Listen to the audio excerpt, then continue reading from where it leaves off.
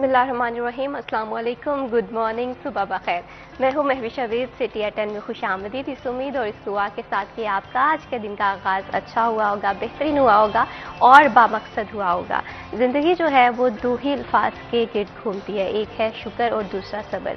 सब्र जो है वो हमें टूटने नहीं देता और शुक्र जो है वो हमें मगरूर नहीं होने देता, क्योंकि अगर ये दो चीज़ें अगर हम अपनी ज़िंदगी में अपना लेते हैं, इम्प्लीमेंट कर लेते हैं, तो हमारी ज़िंदगी बहुत ज़्यादा आसान हो जाती है। हम देखते हैं कि इंसान की ज़िंदगी मुश्किलात में भी है और आसानी में भी है, लेकिन जब इंसान की ज़िंदगी में मुश्किल आती है तो सब्र जो है उस टाइम को आसानी से गुजारने में मदद देता है।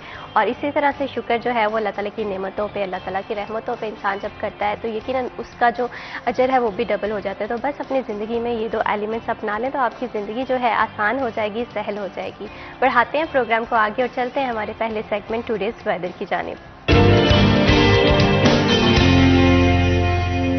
फैसलाबाद के वेदर के हवाले से बात करें तो हर गुजरते दिन के साथ फैसलाबाद के वेदर में मौसम में शदीद गर्मी दिखाई दे रही है। गर्मी की शदीद लहर जो है वो शहरियों को काफ़ी ज़्यादा परेशान कर रही है। टेम्परेचर के हवाले से बात करें तो आजकल ज़्यादा से ज़्यादा टेम्परेचर जो है वो 46 सेंटीग्रेड रहने का इम्कान है और कम से कम 31 सेंटीग्रेड रहने का इम्कान है।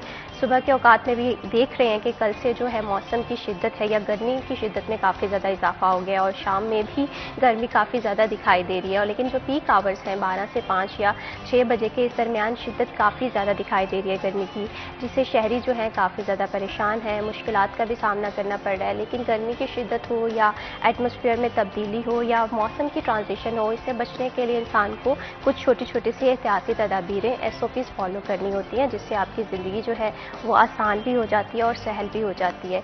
हीट वेव या हीट स्ट्रोक से बचने के लिए बहुत ही आसान से स्टेप्स हैं। अगर आप ये इनिशिएटिव अपनी ज़िंदगी में ले लेते हैं तो यकीनन आपकी जो ज़िंदगी है वो आसान गुजर जाती है। सबसे पहले तो आपने ये बात करनी है कि बग़ैर ज़रूरी घर से ना निकला जाए। अक्सर औक़ात हम ये देखते हैं कि हमें थोड़ा सा आउटिंग भी करनी होती है, ज़रूरी ख़रीदारी भी करनी होती है, तो कोशिश करें कि अपने जितने भी ज़रूरी मामलात हैं वो उन आवर्स में निपटा लिए जाएँ जब गर्मी कम हो। इसी तरह से पानी का इस्तेमाल बहुत ज़्यादा बढ़ा दें, इससे आपकी सेहत पर बहुत ज़्यादा मुस्बत असरात रूनुमा हो जाएंगे। और गर्मी के साथ साथ अगर हम बात करेंगे तो जो इंसान की सेहत पे है, सनस्क्रीन या सन ब्लॉक का इस्तेमाल करें, जिससे आपकी सेहत पे अच्छी जो है तब्दीली आ जाएगी। और अब बात करते हैं कुछ सालगिरह के दिन के हवाले से। सालगिरह का दिन जो है वो इंसान की ज़िंदगी का सबसे अहम और खूबसूरत दिन होता है। इस दिन आपको दुआएं भी मिल रही होती हैं, अप्रिसिएशन भी मिल रही होती है, तो कोशिश करें इसे अपनों के साथ सेलिब्रेट करें। आज हाजी मोहम्मद आसिफ मलिक साहब जो है वो अपनी बर्थडे मना रहे हैं। सबसे पहले देखते हैं ये क्लिप। आपकी ज़िंदगी का हर दिन इसी तरह से खुशियों से और खुशबुओं से महकता रहे। बढ़ाते हैं प्रोग्राम को आगे और अब बात करते हैं कुछ एजुकेशन के हवाले से। जैसा कि हम सब जानते हैं कि मौसम गर्मा की जो तातीलात हैं वो हो गई हैं, जो स्टूडेंट्स हैं वो काफ़ी ज़्यादा खुश हैं, उन्होंने प्लान्स भी बना लिए हैं आउटिंग के भी, लेकिन साथ ही साथ ये जो टाइम होता है इसे यूटिलाइज़ करना भी बहुत ज़्यादा ज़रूरी होता है। और दूसरी तरफ हुकूमत पंजाब ने जो है प्राइवेट स्कूल्स को समर कैंप लगाने की इजाज़त दे दी है। ये किन कंडीशंस पे दी है, फीसेस क्या होंगी, इन सब टॉपिक्स पे हम गुफ्तगू करेंगे। लेकिन टॉपिक्स पे गुफ्तगू करने से पहले हमारे जो आज के मेहमान हैं उनका तारुफ करवा दूँ। आज हमें प्रोग्राम में ज्वाइन किया है सिटी 41 के रिपोर्टर मोहम्मद अली नारू ने। अस्सलाम वालेकुम। कैसे हैं आप Mohammad Ali Naru? Thank you so much for joining us in this programme. सबसे पहले मोहम्मद अली नारू बात करते हैं समर वेकेशन के हवाले से। यकीनन ये गोल्डन पीरियड है स्टूडेंट्स के लिए भी, कुछ सीखने के लिए भी, लेकिन साथ ही साथ दूसरी तरफ देखते हैं कि बहुत सारे स्टूडेंट्स हैं जो घर में इस टाइम को यूटिलाइज़ नहीं कर सकते, तो उसके मुताबिक लेकर आया जाता है समर कैंप, जो पंजाब गवर्नमेंट ने अभी हालिया इजाज़त दी है। तो समर कैंप की क्या कंडीशंस हैं, कब से कब तक लगे रहेंगे, टाइमिंग क्या होगी? महविश, पहले तो आपका शुक्रिया प्रोग्राम में वक्त देने के लिए।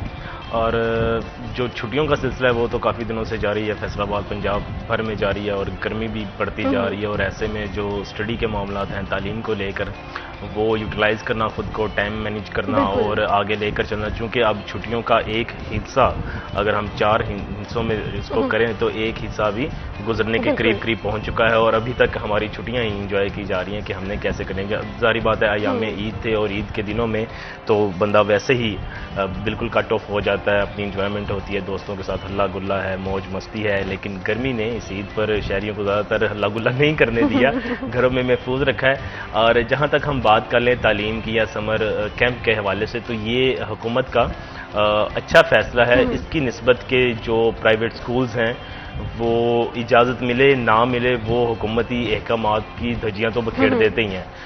निजी सतह पर वो अपने तक तो लगा लेते हैं कैंप। और इस बार ये हुआ है कि अगर गवर्नमेंट ने, जैसे कि गुज़श्ता रोज़ हमने देखा कि वज़ीर तालीम की जानिब से ट्वीट भी किया गया और बाकायदा उनको परमिशन दी गई कि आप 15 जून से 15 जुलाई तक समर जो कैंप है उसका इनेकाद करें, उनको लगाएं। और जैसे कि हमने गुज़श्ता भी प्रोग्राम में जिक्र किया है कि जो बिलखसूस 9th क्लास के स्टूडेंट्स हैं, उनकी सिलेबस के हवाले से बड़ी मुश्किलात का सामना था कि वो जैसे ही क्लासेस का आगाज़ हुआ, छुट्टियां अनाउंस कर दी गई और बाद में उनके सिलेबस के बहुत ज़्यादा मसाइल आ रहे थे। तो अब ये होगा कि इन समर वेकेशन की वजह से, समर कैंप की वजह से उनको भी कवर अप करने का मौका मुयसर आ जाएगा। इसकी जो कंडीशंस रखी गई हैं वो यही है कि सुबह 7:30 से 10 बजे तक ये समर कैंप का इनेकाद किया जाएगा। 1 महीने के लिए परमिशन मिली है और साथ में हिदायत जारी की गई हैं कि आप इसकी फीस चार्ज नहीं करेंगे।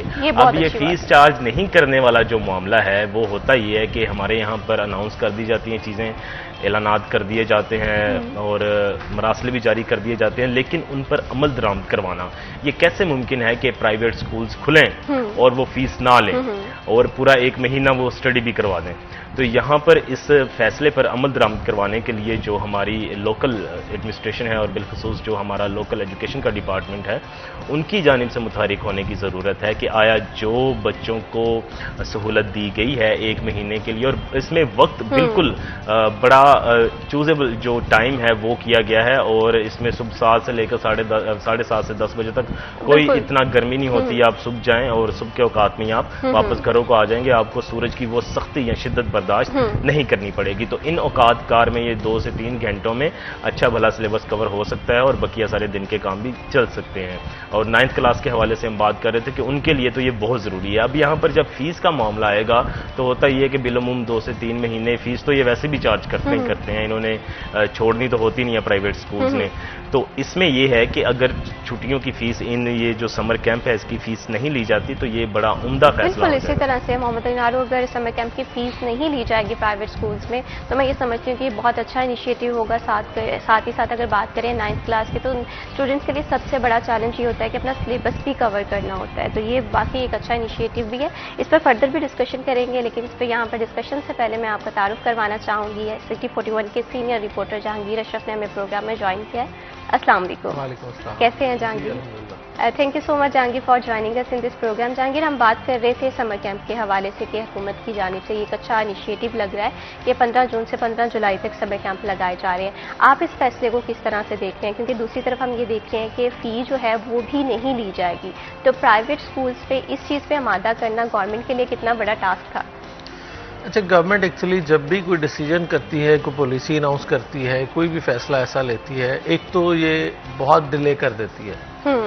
हालांकि ये फैसला छुट्टियों के साथ हो जाना चाहिए था ताकि प्रिपेयर हो जाए प्राइवेट सेक्टर, क्योंकि इसके लिए भी एक तैयारी की ज़रूरत है। अगर आपने समर कैंप लगाना है तो उसके लिए तैयारी की ज़रूरत है, क्योंकि अक्सर स्कूल्स जिनको पहले दिन से ये है कि शायद गवर्नमेंट पाबंदी लगा दे तो वो इंगेज ही नहीं करते अपने टीचर्स को। अच्छा, बच्चों को तो बाद में इंगेज करना, पहले तो अपने टीचर्स को इंगेज करना है कि जो टीचर आपके साथ समर कैंप में चलेंगे। अच्छा, दूसरी बात ये फीस का जो इशू चल रहा है, और फीस के हवाले से एक तो रूटीन में जो प्राइवेट स्कूल्स है वो आपसे छुट्टियों की फीस चार्ज करते हैं, तो जो आपको सिर्फ सिलेबस के हवाले से समर कैंप लगाते हैं वो तो वैसे ही फीस चार्ज नहीं करते। सही। अच्छा, इसमें गवर्नमेंट ने स्टेक होल्डर से कोई मुशावरत नहीं की। ठीक है। जैसे हम हमेशा बात करते हैं कि ना सिर्फ आपको सिलेबस तक महदूद रहना चाहिए बल्कि उसके साथ स्किल्स सीखनी चाहिए। बिल्कुल।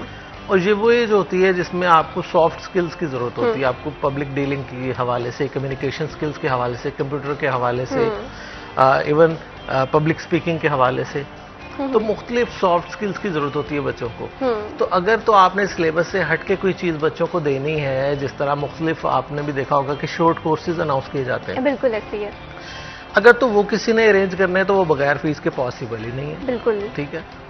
अच्छा, एक ये ऑप्शन है कि खुद ही अपने इदारे की पब्लिसिटी के लिए कुछ लोग इसको फ्री अनाउंस कर देते हैं कि फ्री शॉर्ट कोर्सेज करें हमारे इदारे में आके।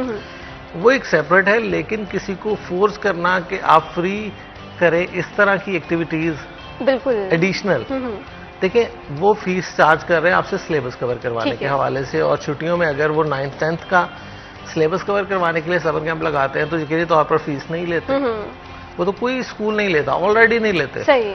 ठीक है, लेकिन जो additionally extra summer camp arrange करते हैं जिसमें मुख्तलिफ एक्टिविटीज होती हैं, मुख्तलिफ स्किल्स बच्चों को दी जाती हैं, मुख्तलिफ चीजें उनको करवाई जाती हैं और मुख्तलिफ बाहर से रिसोर्स पर्सन को एंगेज किया जाता है, तो वो मेरा नहीं ख्याल कि फ्री पॉसिबल होगा, क्योंकि ऑलरेडी फैसलाबाद के कई एलीट स्कूल्स ने 10 से 15,000 रुपए पर मंथ वो समर कैंप ऑलरेडी अनाउंस कर चुके हैं। सही, बिल्कुल।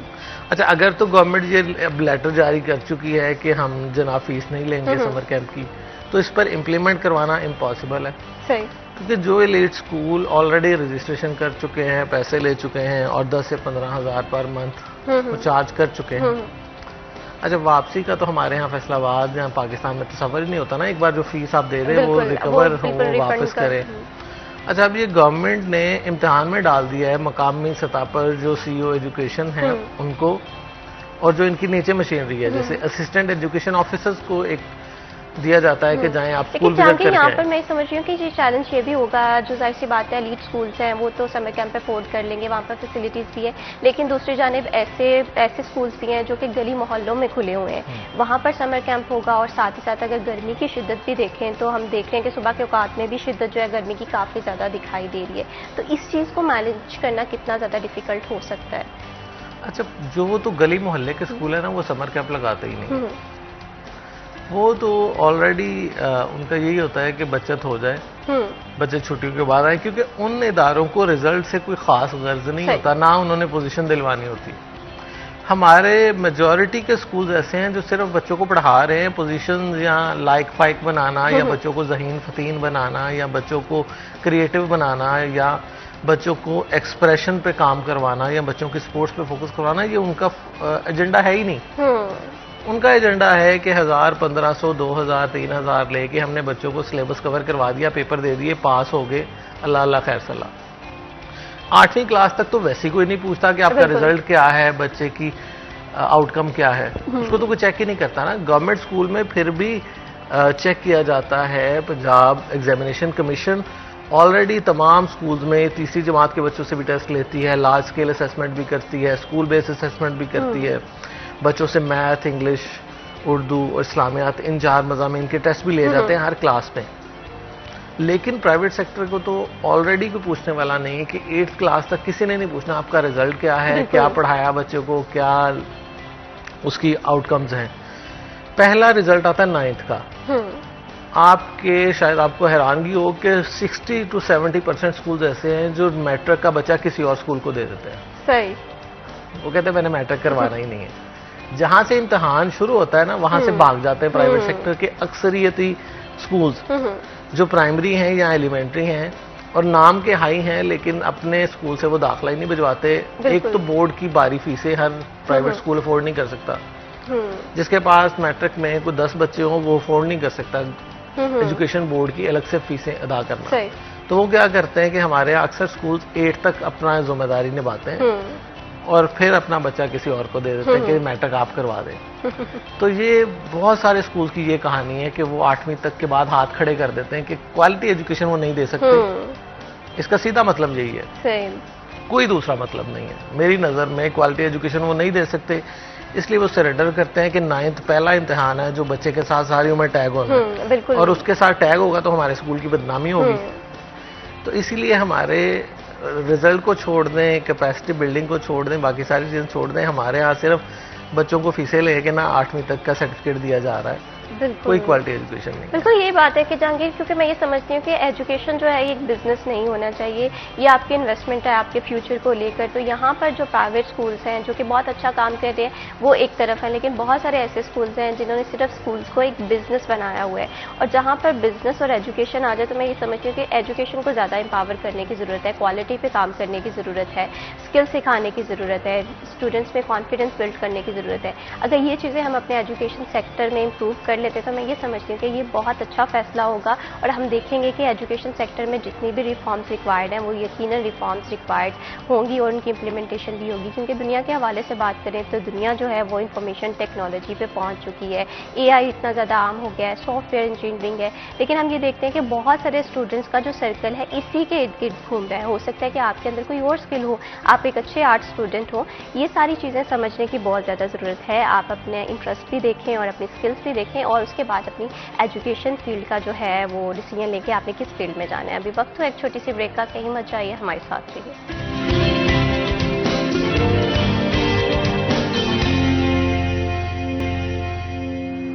सिटी एट 10 में वंस अगेन खुश आमदीद। गर्मियों की जो छुट्टियां हैं वो बेहतरीन क्लासरूम बन सकते हैं आप अपनी छुट्टियों के साथ एंजॉय करने के साथ साथ, लेकिन एजुकेशन पे फोकस करना भी बहुत ज़्यादा ज़रूरत है।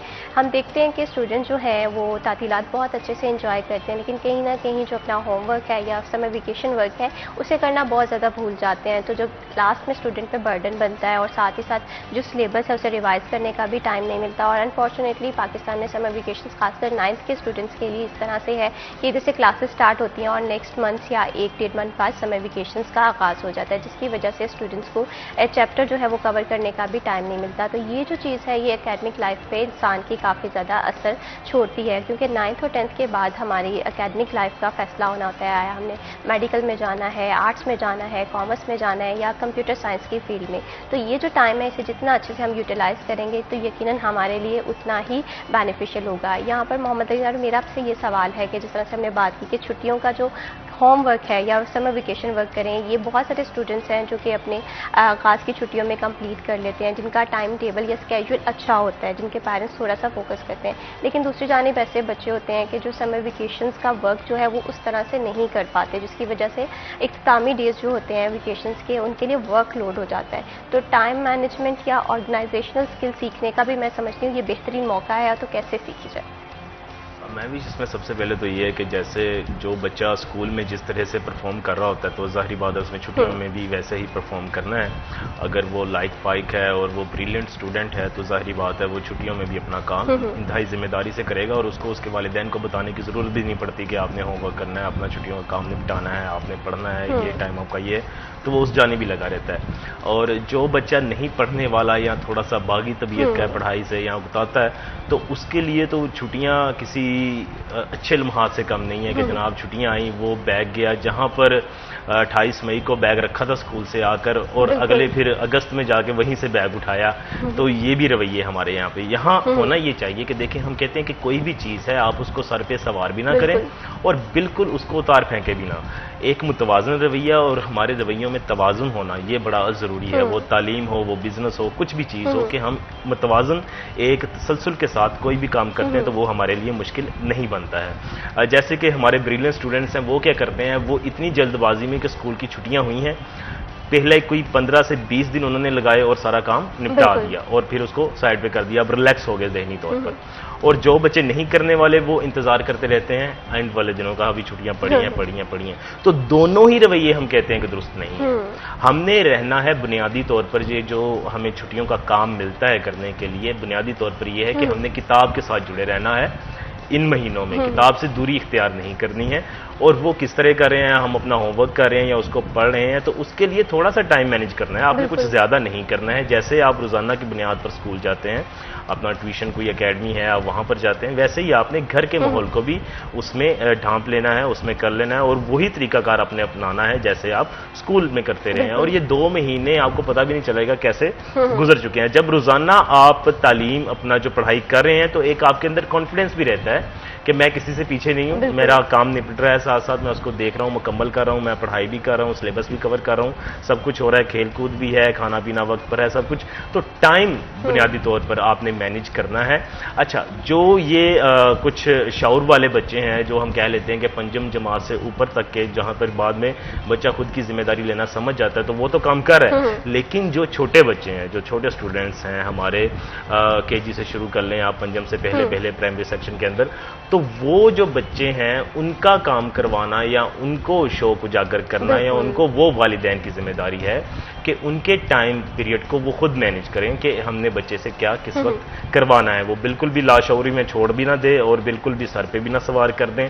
तो एक मुतवाज़न रवैया बेहतरीन छुट्टियां गुजारने के लिए बड़ा अहम है। अब आप बात कर रही हैं स्किल्स की, तो हमारे बड़ी तादाद ऐसी है वालिदैन की जो बच्चों को खुद तो कुछ नहीं सिखा पाएंगे। जाहिर बात है उनको किसी न किसी इंस्टीट्यूट की ज़रूरत पड़ती है, किसी न किसी चीज़ की ज़रूरत पड़ती है। जिन बच्चों के बड़े भाई हैं, बड़ी सिस्टर हैं या वालिदैन खुद स्किलफुल हैं और वो सोचते हैं कि छुट्टियों में मैं ये काम करवा सकता हूँ, ये काम। अब हमारे यहाँ पर देख लें, आपके गैर निसाबी जो किताबें हैं वो पढ़ने का रवाज आज बिल्कुल ख़त्म हो चुका है। नॉवल हम नहीं पढ़ते हैं, कोई अच्छा डाइजेस्ट हम नहीं पढ़ते हैं, कोई किताब की जानिब हम नहीं जाते हैं। अब एक बच्चे को रीडिंग का शौक है, उसकी रीडिंग स्किल्स अच्छी हैं, तो आप उसको निसाब से हटकर गैर निसाब की जो अमली किताबें हैं वो उन तक मुहैया करें। कोई अच्छा नॉवल दे दें बच्चे को, कोई अच्छी चीज़ दे दें, कोई साइंस फिक्शन किताब दे दें उसको, तो वो क्या करे, उसकी उसमें दिलचस्पी है। अब वो क्या है कि वो पढ़ भी रहा है, उसका मुताला भी बढ़ रहा है, उसका इल्म भी बढ़ रहा है और उसका शौक भी पूरा हो रहा है। ऐसे ही कोई अच्छा क्रिकेटर बनना चाहता है, क्रिकेट का बड़ा शौक ज़ौक है, आप उसको उसकी मुतल्लिका स्किल आप किसी अच्छी कोचिंग में उसको दिलवा दें कि वो 2 से 3 महीने, क्योंकि गर्मियों जब छुट्टियां जो स्कूल का टाइम होता है उसमें इतना टाइम नहीं होता हमारे पास कि हमने 3 से 4 घंटे नेट प्रैक्टिस करनी है, फलां करना है, तो वो कुछ भी अपनी क्रिकेट खेल सकता है। तो ये छुट्टियों को बुनियादी तौर पर हमने क्या करना है, इसको हमने फ्रूटफुल बनाना है अपने हर तरीके से, अपने हर काम से। ये नहीं है कि हम लेटे हैं तो लेटे ही हैं, बैठे हैं तो बैठे ही हैं, गप्पे शप्पे जा रहे हैं तो वो 3-3 घंटे वही काम जा रहा है। सारे से सारा जो टाइम है उसको मैनेज करें ताकि छुट्टियों को बाद आपको किसी भी किस्म का रिग्रेट ना हो, कोई भी पछतावा ना हो कि जनाब मैं कुछ कर नहीं। बिल्कुल ऐसे ही, और जो छुट्टियों के बाद का रिग्रेट होता है ना, ये बहुत बुरा होता है। यकीनन जो होमवर्क जब दिया जाता है स्टूडेंट्स को वेकेशंस के लिए, तो अगर वो ना कंप्लीट हुआ हो तो मैं ये समझती हूँ कि जो आखिर वाली छुट्टियां होती हैं उसमें रातों की जो नींदें हैं वो इंसान की उड़ जाती हैं। तो ये जो टाइम है इसे यूटिलाइज करना बहुत ज़्यादा ज़रूरी है। यहाँ पर यूटिलाइज से मुराद ये है कि अगर आप समर वेकेशंस का वर्क साथ साथ कर रहे हैं, साथ साथ ये देखें कि कौन सी स्किल जो है वो आप सीख सकते हैं, कौन सा पैशन है जो आप अडॉप्ट करके, ना सिर्फ अर्निंग तो एक तरफ है लेकिन एक इंसान जब काबिल होता है, जब उसकी कैपेसिटी बढ़ती है तो यकीनन वो माशरे के लिए भी एक अच्छा फर्ज साबित होता है। यहाँ पर जहांगीर मैं आपसे ये जानना चाहूँगी, यहाँ पर हम छुट्टियों को यूज़फुल बनाने के हवाले से बात कर रहे हैं, तो आपकी नज़र में किस तरह से हम छुट्टियों को यूज़फुल बना सकते हैं कि हम इंजॉयमेंट भी करें, घूमें फिरें भी। जाहिर सी बात है छुट्टियाँ जो है तफरीह का भी एक जरिया है, लेकिन साथ ही साथ एजुकेशन लाइफ को भी हमने बैलेंस रखना है और कोई ना कोई स्किल्स भी सीखनी है। अच्छा, इसमें चूंकि अब सारी जिम्मेदारी आ जाती पेरेंट्स पे, छुट्टियों का वो टेन्योर है जिसमें आपका स्कूल माइनस हो जाता है और आपका सारा टाइम आपके पेरेंट्स के हाथ में है कि उसको किस तरह से डिज़ाइन करते हैं। अच्छा, लेकिन सबसे ज़्यादा जो मैं समझता हूँ एक लम्हा फिक्रिया है कि हमारे स्कूल ने कभी भी पेरेंटिंग पे फोकस नहीं किया कि वो पेरेंट्स को ट्रेन करे कि वो अपने बच्चों को किस तरह से आगे लेकर चले। हमारे यहाँ टीचर और जो पेरेंट्स हैं हमेशा से आपस में फरीक रहे हैं एक दूसरे के खिलाफ। वो उस पर तनकीद करता है, वो उस पर तनकीद करता है कि आप घर में कुछ नहीं करवाते, वो पेरेंट कहता है आप स्कूल में कुछ नहीं करवाते। ये प्योरली ऐसा टाइम होता है जिसमें सारी टोटली जिम्मेदारी आपके पेरेंट्स पे आ जाती है। अच्छा, पेरेंट्स चूंकि इसके लिए तैयार ही नहीं है, वो हमेशा से उन्होंने ये एक्सपेक्ट किया है कि इसको जो सिखाना है, इसको जो पढ़ाना है, इसको जो ट्रेन करना है वो स्कूल ने करना है। ठीक है, और स्कूल वाले कहते हैं जी हमारे पास तो ये 4 घंटे गुजारता है, 6 घंटे गुजारता है, 5 घंटे गुजारता है, बाकी सारा टाइम तो आपके पास है। और छुट्टियों में तो ये और बढ़ जाता है स्पैन के सारे का सारा टाइम पेरेंट के पास है। तो ऐसे में पेरेंट्स को मैं समझता हूँ कि छुट्टियों से पहले प्राइवेट सेक्टर की, ये बल्कि गवर्नमेंट को भी चाहिए कि पेरेंटिंग पे फोकस करें, कि उनको पेरेंट को इंगेज करके उनका कोई एटलीस्ट एक सेशन रख दें कि आपने छुट्टियां कैसे गुजारनी। बिल्कुल। लेकिन अलमिया यह है कि मेरा ख्याल एक भी स्कूल ऐसा नहीं होगा जिसने इस एक्टिविटी को अडॉप्ट किया होगा। इसका रिजल्ट क्या होता है कि at the end of summer vacation एक दूसरे पे इल्जाम ये होता है कि आपने छुट्टियों से पहले तो सिलेबस ही कवर नहीं करवाया था, तो बच्चा उसको पढ़ाई क्या करता। ठीक है, क्योंकि अक्सर पेरेंट्स खुद रेलेवेंट सब्जेक्ट्स पढ़ा नहीं सकते। ठीक है, देखिए अब मैथ ही ले लें, अब हर मदर मैथ नहीं बच्चे को करवा सकती। इंग्लिश को ले लें, हर पेरेंट नहीं करवा सकता इंग्लिश। अगर बड़ी क्लासेस में जाए तो साइंस के सब्जेक्ट तो पॉसिबल ही नहीं कि आज का सिलेबस वो पहले अगर किसी ने पढ़ी भी है साइंस तो वो बच्चे को करवा लें। तो गैप बहुत ज्यादा है और इसको फिल करने के लिए कभी स्कूल की तरफ से कोई एफर्ट नहीं की गई। इसमें मैं समझता हूँ कि पेरेंट्स का उतना कसूर नहीं है जितना स्कूल का कसूर है, क्योंकि देखें उसी ने लेकर चलना है बच्चे को। ये ओवरऑल एक समझा यही जाता है, एक तासुर भी यही है और होना भी यही चाहिए कि स्कूल ने लीड करना है। अगर तो स्कूल अपनी जिम्मेदारी से दस्तबरदार होता है तो फिर इसका मतलब कि स्कूल तो माइनस हो गया। अगर स्कूल को अपनी वैल्यू बढ़ाना है तो उसके लिए उसको ये एलिमेंट उसको ऐड ऑन करना होगा, और उसके बगैर वो सर्वाइवल नहीं है उसकी रिप्यूट का। क्योंकि हम कहते हैं ना कि आज टीचर की रिस्पेक्ट नहीं है। वो क्यों नहीं है कि टीचर और जो पेरेंट है वो आमने सामने खड़े हो गए। कभी उन्होंने अपनी तरफ करने का नहीं सोचा। कभी किसी स्कूल ने ये नहीं सोचा कि पेरेंट्स को हम अपनी साइड पे करें, कि वो बच्चे के लिए हमसे लड़े ना, हमारे साथ खड़ा हो। बिल्कुल। तो हमारे यहाँ क्या होता है, देखने में यही आता है कि पेरेंट टीचर मीटिंग हो या कुछ भी हो, एक दूसरे पे जिम्मेदारी डाली जाती है। तो उसका नुकसान हम देख रहे हैं सोसाइटी में। कोई तरबियत ही नहीं है, कोई एजुकेशन ही नहीं है, कोई बच्चों में। अब बच्चा जब देखता है कि मेरा पेरेंट जाके टीचर पे चढ़ाई कर रहा है, तो टीचर की रिस्पेक्ट तो खत्म होगी ना। बिल्कुल। तो इसमें स्कूल का भी कसूर है, पेरेंट का भी कसूर है, लेकिन मैं समझता हूँ कि ज्यादा स्कूल जो है वो कसूरवार है। देखिए तरबियत, और अगर हम कहें कि पढ़े लिखे और अनपढ़ में कोई फर्क नहीं है तो ये पॉसिबल नहीं है ना। तो हम एक्सपेक्ट करते हैं कि स्कूल्स में जो टीचर हैं वो एटलीस्ट हमारे जितने भी पेरेंट्स हैं उनसे ज्यादा पढ़े लिखे हैं, और उनका काम ही बच्चों की तरबियत है। अब देखिए सिर्फ पढ़ाना हो तो वो तो किताबें घर पे बैठ के भी पढ़ सकते हैं। बिल्कुल। स्कूल या एजुकेशन इंस्टीट्यूशन एक पूरा पैकेज होता है जिसमें सिर्फ किताबें नहीं पढ़ाई जाती। किताबें उसका एक छोटा सा पार्ट है। मैं कहता हूँ कि वो मैक्सिमम 20 से 30% है। बिल्कुल। लेकिन हमारा टीचर ये समझता है कि मैंने किताब पढ़ा ली, मैंने अपनी 80%, 90% या 100% जिम्मेदारी पूरी कर दी। वो भी खुशफहमी में है। और गलत फहमी है उन अदारों को कि वो जो समझते हैं कि किताबें पढ़ाना उनका मकसद है। किताबें जस्ट अ पार्ट जो 20 से 30% है। बिल्कुल। आपने बच्चे को लीड करना है, आपने बच्चे को लेकर चलना है और बच्चे को फ्यूचर उसका बनाना है। अगर आप उसको सिर्फ किताब तक महदूद रखेंगे तो इसका मतलब है कि आपने उसको एक्सपोजर कोई नहीं दिया, उसको गाइडलाइन कोई नहीं दी, उसकी तरबियत का एलिमेंट मिसिंग है, और पेरेंट के साथ इंगेजमेंट ना होना भी आपके इसमें कुछ ज्यादा नहीं तो 20% तो मैटर करता ही करता है। बिल्कुल इसी तरह से जहांगीर, हम ये समझते हैं कि जो बुक्स हैं ये तो इंसान के बेहतरीन साथी है ही है, लेकिन बहुत सारी चीज़ें जो है वो इंसान प्रैक्टिकल लाइफ में सीखता है। कोई अच्छी स्किल हो सकती है, हो सकता है कि आप में जो है प्रेजेंटेशंस का हुनर बहुत अच्छा हो। तो ये जो चीज़ें हैं ये हमें एक टीचर सिखाता है और हमारी जो सराउंडिंग है ये सिखाती है। तो इस चीज़ को सीखने की भी बहुत ज़्यादा ज़रूरत है। अभी वक्त है एक छोटी सी ब्रेक का, कहीं मत जाइए, हमारे साथ रहिए।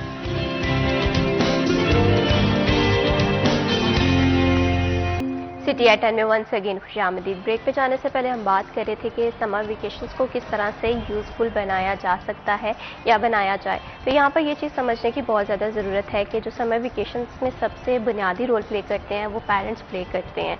जाहिर सी बात है बहुत सारे ऐसे बच्चे हैं, अगर हम KG क्लास के हवाले से बात करें, क्लास 1 के हवाले से बात करें, तो वो बच्चे भी बहुत छोटे होते हैं, तो उन्हें डायरेक्शन का नहीं पता होता। तो ऐसे में पेरेंट्स को डायरेक्शन देना, उन्हें उनके जो होमवर्क है वो कंप्लीट करवाना, कहीं ना कहीं उन्हें एजुकेशन के साथ कनेक्ट रखना, ये पेरेंट्स के लिए बहुत बड़ा टास्क होता है। और दूसरा टास्क मैं ये समझती हूँ कि आजकल क्योंकि सोशल मीडिया का टाइम है, इंटरनेट जो है वो हमारे एक क्लिक की एक्सेस पे मौजूद है, तो ऐसे में स्क्रीन टाइम जो है ये बच्चों के लिए काफ़ी ज़्यादा चैलेंजिंग होगा, या शायद बहुत सारे पेरेंट्स के लिए अभी वो ये चीज़ एक्सप्लोर भी कर रहे हो कि स्क्रीन टाइम की वजह से जो स्टूडेंट्स की स्टडी है वो काफ़ी ज़्यादा मुतासिर हो रही है। ना सिर्फ स्टडी बल्कि मैं ये समझती हूँ कि बिहेवियर डेवलपमेंट, इंसान के अंदर जो कन्फ्लिक्ट मैनेजमेंट का एक फैक्टर होता है वो भी स्क्रीन टाइम की वजह से कम हो रहा है। तो इसमें मोहम्मद अली नारू, मैं आपसे ये जानना चाहती हूँ कि खासकर जो हमारे बहुत छोटे स्टूडेंट्स हैं, लाइक KG क्लास के हैं, 1 क्लास के या 2 क्लास के, पेरेंट्स के लिए उनके लिए सबसे बुनियादी मसला जो आता है उनकी तरबियत में वो है स्क्रीन टाइम। पेरेंट्स भी कहीं ना कहीं ये सोच लेते हैं कि चलो कोई बात नहीं, इस बच्चे का ध्यान जो है वो डाइवर्ट करेगा, कुछ ना कुछ सीखेगा, लेकिन ये स्क्रीन टाइम इंसान की पर्सनैलिटी को बहुत इफेक्ट कर रहा है। महविश, बड़ा उम्दा आपने सवाल किया है और बुनियादी नुक्ता भी आपने बता दिया है कि देखें इसके 2 पहलू हैं। एक तो ये है कि सोशल मीडिया का बेदरेग इस्तेमाल, और दूसरा सेहत को लेकर इस पर जो इफ़ेक्ट्स हैं इसके वो खासे ज़्यादा हैं। अब हमारे यहाँ पर देखें, सोशल मीडिया फ़कत पाकिस्तान में नहीं आया, पूरी दुनिया में है और सभी इस्तेमाल भी करते हैं, लेकिन होता ये है कि हमारे यहाँ पर जो इस्तेमाल है वो या होता नहीं है या बहुत ज़्यादा होता है। हम एक चीज़ का बार बार रोना रोते हैं कि अपनी चीज़ जो ज़िंदगी में आप कुछ भी करना चाह रहे हैं उसको उसकी अहमियत के बराबर डील करें, बिल्कुल जिस कदर वो अहमियत रखता है या जो उसको उतना टाइम चाहिए। अब देखें, आप सोशल मीडिया पर कर क्या रहे हैं? बुनियादी तौर पर सवाल ये है कि आपका बच्चा देख क्या रहा है, कर क्या रहा है, सीख क्या रहा है। अगर तो आपने कोई इंग्लिश ऐसी क्लासेस ले रहे हैं, कोई ऐसी क्लासेस हैं जिनमें टॉयज के जरिए या खिलौनों के जरिए या ऐसा कुछ किया जा रहा है, तो आपके बच्चे उससे सीख पा रहे हैं। आपका 1 घंटे के लिए वो उसका स्क्रीन टाइम है तो वो सीख पा रहा है। अब देखें, बच्चों का बिलखसूस ये जो हमारे हाई सेक्शन के स्टूडेंट्स हैं या मिडिल सेक्शन के स्टूडेंट्स हैं, उनका स्क्रीन टाइम अगर कोई 7-7, 8-8 घंटे है तो उसमें उन्होंने क्या सीख रहे हैं? ऐसा कौन सी नई चीजें हो रही हैं जो वैसे नहीं वो सीख पा रहे थे? तो यहाँ पर तशवीश का इजहार है, यहाँ पर तशवीश है कि आपने डील कैसे करना है अपने बच्चों को सोशल मीडिया से। हमारे यहाँ पर होता ये है कि वालिदैन में एक रुझान पाया जाता है कि चीजों को मना करने का तरीका एक है, वो है डांट डपट, और शायद उससे बच्चा आपका ठीक हो जाए। याद रखें कि बच्चा डांट डपट से खौफ खाकर फिल वक्त उस चीज से पीछे तो हो सकता है, लेकिन उसकी काउंसलिंग नहीं हो रही, उसको आपने मुतमिन नहीं किया है। वो जब उसको मौका मुयस्सर आएगा वो फिर से यूज करेगा। अब यहाँ पर बच्चों के साथ बैठकर गुफ्तो शनीद या बातचीत का रुझान हमारे है ही नहीं। बच्चों को हम शायद वही समझते हैं कि ये एक ऑर्डर टेकिंग है, मैंने ऑर्डर जारी करना है और इसने इस पर अमल करना है, क्योंकि हम वालिदैन हैं, हम इनको खाने के लिए दे रहे हैं, हम इनको पहनने के लिए दे रहे हैं, हम इनकी जरूरियाती जिंदगी पूरी कर रहे हैं। ये तो आपका फर्ज है, ये तो आपने करना ही करना है। अब आप बच्चे के साथ अमली तौर पर क्या कर रहे हैं? हमारे यहाँ पर ये बड़ा एक नाकिस रवैया है कि जो एक लड़की को बात अपनी माँ को बतानी चाहिए वो अपनी सहेली को बता रही है, और जो एक लड़के को बात अपने बाप से करनी चाहिए वो अपने दोस्त को बता रहा है। तो यहाँ पर क्या हुआ कि हमने एक बैरियर क्रिएट कर दिया खौफ का, कि जनाब ऐसे है तो ऐसे हो जाएगा, ऐसे है तो ऐसे हो जाएगा। अब कोई भी चीज़ है, वो किसी भी चीज़ को हमने मना करना है, हमने उसका स्क्रीन टाइम शॉर्ट करना है, हमने कुछ भी करना है, तो हम देख रहे हैं कि ये बढ़ती जा रही है चीज़, इसके लिए नुकसानदेह है। तो सारी बात है, वालिदैन गलत तो नहीं है, वो परेशान है उसके लिए, वो बेहतर करना चाहते हैं। तो यहाँ पर क्या है कि कम्युनिकेशन गैप खत्म करने की जरूरत है। इतनी ज्यादा अटैचमेंट होनी चाहिए स्टूडेंट्स का। वो बड़ा सादा सा मुहावरा है कि सोने के चम्मच से खिलाना और शेर की आंख से देखना, कि आपने उसको डील भी करना है और उस पर अपना एक खौफ भी रखना है कि वो उसको डर भी हो वालिदैन का। अब ये जो रवैया है ये ना होने के बराबर है, ये पिनपता अब देखता नहीं है, क्योंकि एक ही चीज है, या तो फिर बाइकआउट है या फिर लड़ाई झगड़े हैं, वालिदैन की डांट डपट है, और दरमियानी जो हिस्सा है कि बैठकर हमारे पास बेटा बताओ क्या बात हुई है आपके साथ, क्या हुआ है, क्या करना है, क्या देखते हो आप, क्या करते हो, क्या सीख रहे हो, अच्छा इसका हम ये भी कर सकते हैं, ये भी कर सकते हैं, अच्छा आप इस टाइम यूज करते हैं, आप ऐसा करें कि उसको सुबह के औकात में यूज कर लें, शाम को हमारे साथ बैठा करें। अब ये जो सारी चीजें हैं ये ना होने के बराबर है। हमने क्या किया कि हमने सोचा कि जो हमने कह देना है वो हो जाना है और उसने अपना लेना है। अब सामने वाला वो बच्चा ही है लेकिन वो इंसान है, आप उसको डील करें, उसको समझाएं, उसको बताएं कि जनाब आप ज्यादा स्क्रीन यूज करेंगे, आपकी आंखों को मुतासिर होंगी, आपकी सेहत मुतासिर होगी। अब बच्चों के आप देख लें कि पोस्चर खराब हो चुके हैं, कंधे पीछे ऐसे, सर आगे को झुकने शुरू हो चुके हैं, हाइट के इश्यूज आ रहे हैं, ठीक है, और इससे हटकर हेल्थ के कितने ज्यादा इश्यूज आ रहे हैं कि जो स्क्रीन है वो कितनी ज्यादा इफेक्ट करती जा रही है। हम फोन अपना यहाँ पर रख के यूज कर रहे हैं, यहाँ पर यूज नहीं होता हमसे, यहाँ पर नहीं होता, वो झुके हुए हैं स्क्रीन पर बैठे हैं, सोफे पर बैठे हैं तो यहाँ पर बैठे हुए देखते हैं। तो हर चीज का, अच्छा ये तो बुनियादी तौर पर एक सोसाइटी का इशू है ना कि हमने किसी भी चीज की अवेयरनेस ना होने के बराबर रह जाती है, कि जिसको भी हमने अपनाना है तो बेतहाशा अपना देना है, जिसको रद्द करना है तो सिरे से ही रद्द कर देना है। फकत और फकत महविश एक चीज की जरूरत है हमारे मुआशरे में, वो है काउंसलिंग। हर चीज की काउंसलिंग, के हम देखें इस चीज पर बात की जाए, हो सके हमारे यहाँ पर आज तक आप यूनिवर्सिटीज में लगा लें कि जो एक असाइनमेंट भी किसी स्टूडेंट को मिलती है तो वो क्या होती है कि जी किसी भी इशू पर बात करने के लिए कोई सियासी इशू मिल जाता है, या किसी इलाके की हम डॉक्यूमेंट्री तैयार कर लेते हैं, इसकी ये तारीख है, इसकी ये तारीख है। जो बुनियादी तौर पर हमारी सोसाइटीज के इश्यूज हैं जो डिस्कस होना चाहिए कि जनाब ये पनप रही हैं चीजें, ये ऐसे हो रही है, हैरेसमेंट के केसेस बढ़ चुके हैं, इस पे बात हो, ठीक है, मोबाइल का गलत इस्तेमाल है, इस पे बात हो, ठीक है, मोबाइल फोन पर हमने यूज क्या करना है इस पर बात हो, हमारी चीजें क्या हो रही हैं, सोसाइटी में क्या हो रही हैं, तो उस पर आप बात करें, डिस्कशन करें। हर बंदे के पास पॉइंट है, हर बंदे के पास नॉलेज है। एक क्लास में 20 बच्चे हैं, 30 बच्चे हैं, 30 स्टूडेंट्स हैं, तो उनके मुख्तलिफ पॉइंट्स आएंगे, कुछ नया सीखने को मिलेगा। जब हमारी तालीमी इदारे, हमारी काउंसलिंग, हमारे जो पूरे के पूरे इदारे हैं, वहां पर बात ही ऐसी नहीं होगी और हम एक ही चीज सेट करेंगे। बहुत ज्यादा जरूरी है। काउंसलिंग के साथ साथ मैं ये समझती हूँ कि इंसान को फीडबैक अप्रोच भी अपनानी चाहिए। आप देखते हैं कि आपके बच्चों का अगर स्क्रीन टाइम बढ़ गया है तो आप उनके साथ बैठें, कम्युनिकेशन करें, उनसे फीडबैक लें कि आया वो क्या सीख रहे हैं। तो फीडबैक और कम्युनिकेशन मैं समझती हूँ कि ये अभी की सोसाइटी की एक बुनियादी ज़रूरत है। ये ज़रूरत को पूरा करना बहुत ज़्यादा ज़रूरी है, नेसेसरी है। अभी वक्त हो एक छोटी सी ब्रेक का, कहीं मत जाइए, हमारे साथ रहिए।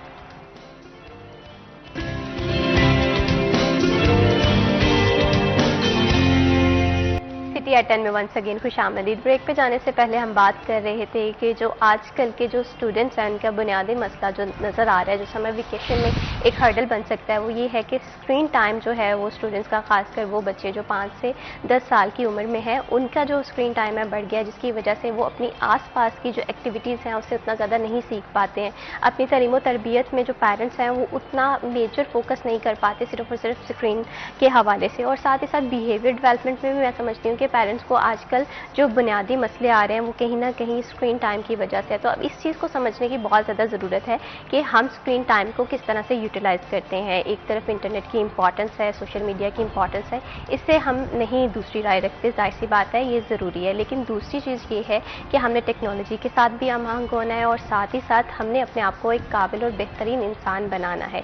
ये दो चीज़ें जो हैं इनके दरमियान फ़र्क करना बहुत ज़्यादा ज़रूरी है। यहाँ पर जहांगीर अशरफ, मैं आपसे, जिस तरह से हम ब्रेक पे जाने से पहले बात कर रहे थे कि स्क्रीन टाइम एक मेजर इशू बन गया है पेरेंट्स के लिए, और मैं कहीं ना कहीं ये समझती हूँ कि पेरेंट्स भी इस चीज़ को, इस मसले को उस तरह से इम्पॉर्टेंट नहीं समझ रहे हैं। ये मसला कितना ज़्यादा ज़रूरी है इसका हल, और ये किस तरह से हमारी जो जनरेशन्स हैं उन्हें आसानी या सहल की तरफ जा रहा है, बजाय उसके कि ब्रेन स्टॉर्मिंग की जो इंसान की नेचर है उससे काफ़ी ज़्यादा इफेक्ट कर रहा है। अच्छा महविश, मेरा जो इस हवाले से पॉइंट ऑफ व्यू है, मैं फिर भी इसका जिम्मेदार तालीमी इदारों को ठहराऊंगा।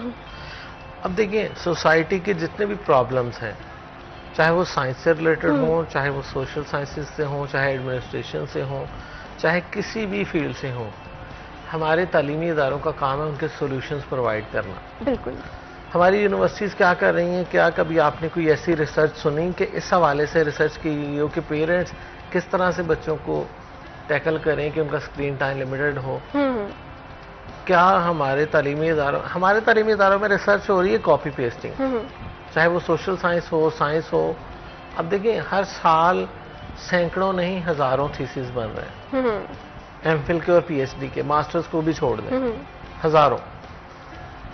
और उसका आउटपुट हमें सोसाइटी में कोई चेंज नजर आ रहा है?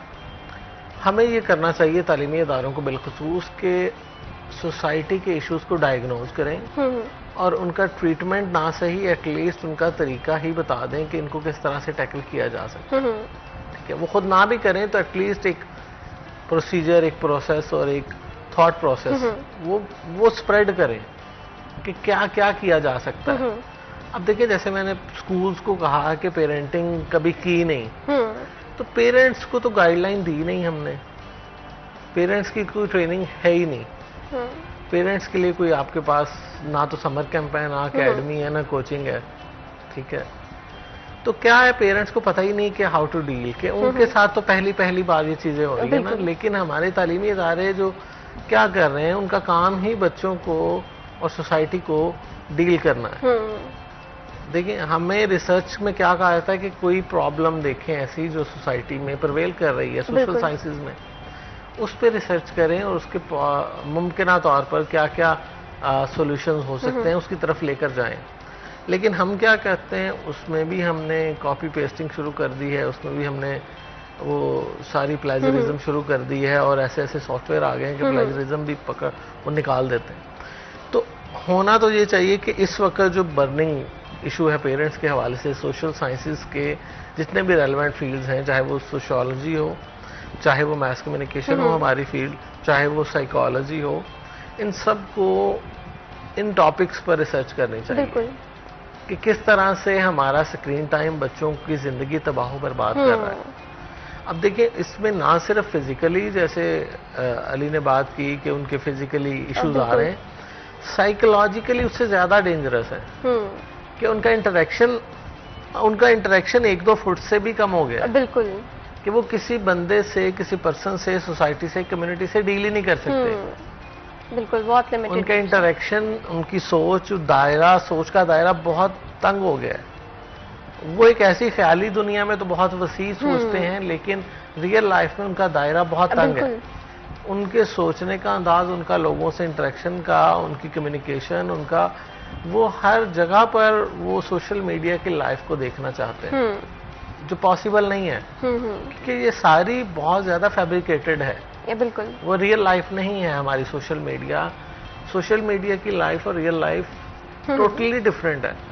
हमें उसको एज एंटरटेनमेंट तो ले लेना चाहिए, ठीक है, लेकिन उसको हकीकत नहीं मान लेना चाहिए, क्योंकि बहुत सारे लोग उसमें स्टोरी टेलिंग ऐसी करते हैं और ऐसे ख्याली पुलाव बनाते हैं, वो आपको लगता है कि बहुत टेस्टी है, लेकिन वो रियल लाइफ में है ही नहीं, एग्जिस्ट ही नहीं करता। टेस्ट क्या आएगा ना? बिल्कुल, जो चीज एग्जिस्ट ही नहीं करती वो टेस्टी कैसे हो सकती है? तो हमें बच्चों को थोड़ा सा एहसास दिलाना चाहिए कि सोशल मीडिया सिर्फ आपकी एंटरटेनमेंट के लिए और थोड़ा सा टाइम आपका रिलैक्स करने के लिए, आप ताकि किसी भी चीज से, देखिए, किसी भी चीज को मुसलसल आप कहें ना बच्चे को कि मुसलसल आपने पढ़ना है, तो वो फोकस नहीं रख सकता। आप डाइवर्सिटी जो है वो बहुत जरूरी है कि आप चीजों को चेंज करते रहें। अब बच्चा जब करता है, स्क्रॉल करता है, चेंज करता रहता है, वो इतनी डाइवर्सिटी है, उसमें कोई चीज फिट ही नहीं बैठती उसके माइंड में। वो इतनी थोड़ी देर के लिए चीजों को देखता है कि उसमें से वो सीखता भी नहीं है। पहले एक पर्पस बिल्ड कोई भी प्रोडक्ट होती थी, मीडिया प्रोडक्ट जो होती थी, वो एक पर्पस और उसमें एक मैसेज और एक पूरा थीम होता था कि आप अगर पूरा ड्रामा देख रहे हैं और पूरा कार्टून कोई देख रहे हैं, अब तो बच्चे, मैं कहता हूँ, सेकंड्स में चले गए। अब वो पूरा सीरियल देखना, अब पूरे एक एपिसोड देखना और पूरा उसका थीम लेना और उसका मैसेज लेना, वो चीजें खत्म होती जा रही है। बिल्कुल ऐसे ही है। अब इतनी ज्यादा उसकी बम्बारमेंट हो रही है ना बच्चे के माइंड पे कि उसको पता ही नहीं चल रहा कि कौन कौन सा मेरे पास आ गया नॉलेज। अच्छा, नॉलेज की बहुतात होती जा रही है। बिल्कुल ऐसे ही है। उसमें फिर क्या होता है, आपके पास है ही चूज करने के लिए कुछ ही नहीं बचता। वो कहते हैं ना, कहते कमाल से वाट जो तो गन्ना कोई नहीं पसंद आता। बिल्कुल ऐसे ही है। तो ये हो रहा है बच्चों के साथ कि उनके पास इतना ज्यादा एकदम से नॉलेज भी आ रहा है, एंटरटेनमेंट भी आ रही है कि किसी चीज पे फोकस ही नहीं कर पा रहे। तो जब बच्चे का फोकस ही नहीं है तो आउटपुट क्या होगी? इसको हम पर्पसफुली यूज कर सकते हैं। वीडियोस बच्चों को खुद गाइड करेंगे, ये वाली देखनी आपने एजुकेशन बेस्ड। हमारे स्कूल, कॉलेज ने, यूनिवर्सिटी ने कभी ये ऐसी गाइडलाइन नहीं दी कि बच्चों के लिए ये रिकमेंडेड यूट्यूब चैनल्स हैं या ये पेजेस हैं या ये प्लेटफॉर्म्स हैं। तो फिर क्या होता है, जब बच्चे को गाइडलाइन ही नहीं है, ठीक है, शुतर बेमहार जिसको कहते हैं, कि उसको गाइडलाइन ही कोई नहीं, उसको पता ही नहीं मैंने क्या करना है, उसके सामने फिर जो आएगा उसने वही स्क्रॉल करते बिल्कुल ऐसे ही है। और इंसान की ये जो जिंदगी है ना, रील्स के 15 सेकंड से 30 सेकंड के अंदर जो घूम रही होती है और बाकी की नहीं पता चल रहा होता कि अभी आप देख रहे हैं कि एक रील आ रही है, उसमें कुछ खुशी के पहलू जो हैं वो दिखाए गए हैं, उसके बाद दूसरी रील हम देख रहे हैं उसमें थोड़ी सी सैडनेस है, तीसरी रील आ गई है उसमें थोड़ा सा तजस्सुस है। तो इसमें कहीं ना कहीं इंसान का जो माइंड है ये भी काफ़ी ज़्यादा कन्फ्यूज हो जाता है, और जिसकी वजह से हमारे जो रिस्पॉन्स करने की सलाहियत है या जिस तरह से हम ब्रेन स्टॉर्म कर सकते हैं, ज़्यादा इफेक्ट होती है। तो ये चीज़ समझना बहुत ज़्यादा ज़रूरी है, एक अहम मसला भी साबित हो रहा है। बहुत शुक्रिया जहांगीर अशरफ, आपने हमारे प्रोग्राम को वक्त दिया। बहुत शुक्रिया Mohammad Ali Nanu for joining the Sindhi programme. ये जो छुट्टियां हैं इन्हें कारआमद बनाया जा सकता है, इसमें पेरेंट्स का भी रोल उतना ही इंपॉर्टेंट है और स्टूडेंट की अपनी समझ भी उतनी ही ज़्यादा ज़रूरी है। आई होप सो कि आपकी छुट्टियाँ जो है वो बहुत अच्छी गुजरेंगी। अभी वक्त हुआ एक छोटी सी ब्रेक का, कहीं मत जाइए, हमारे साथ रहिए।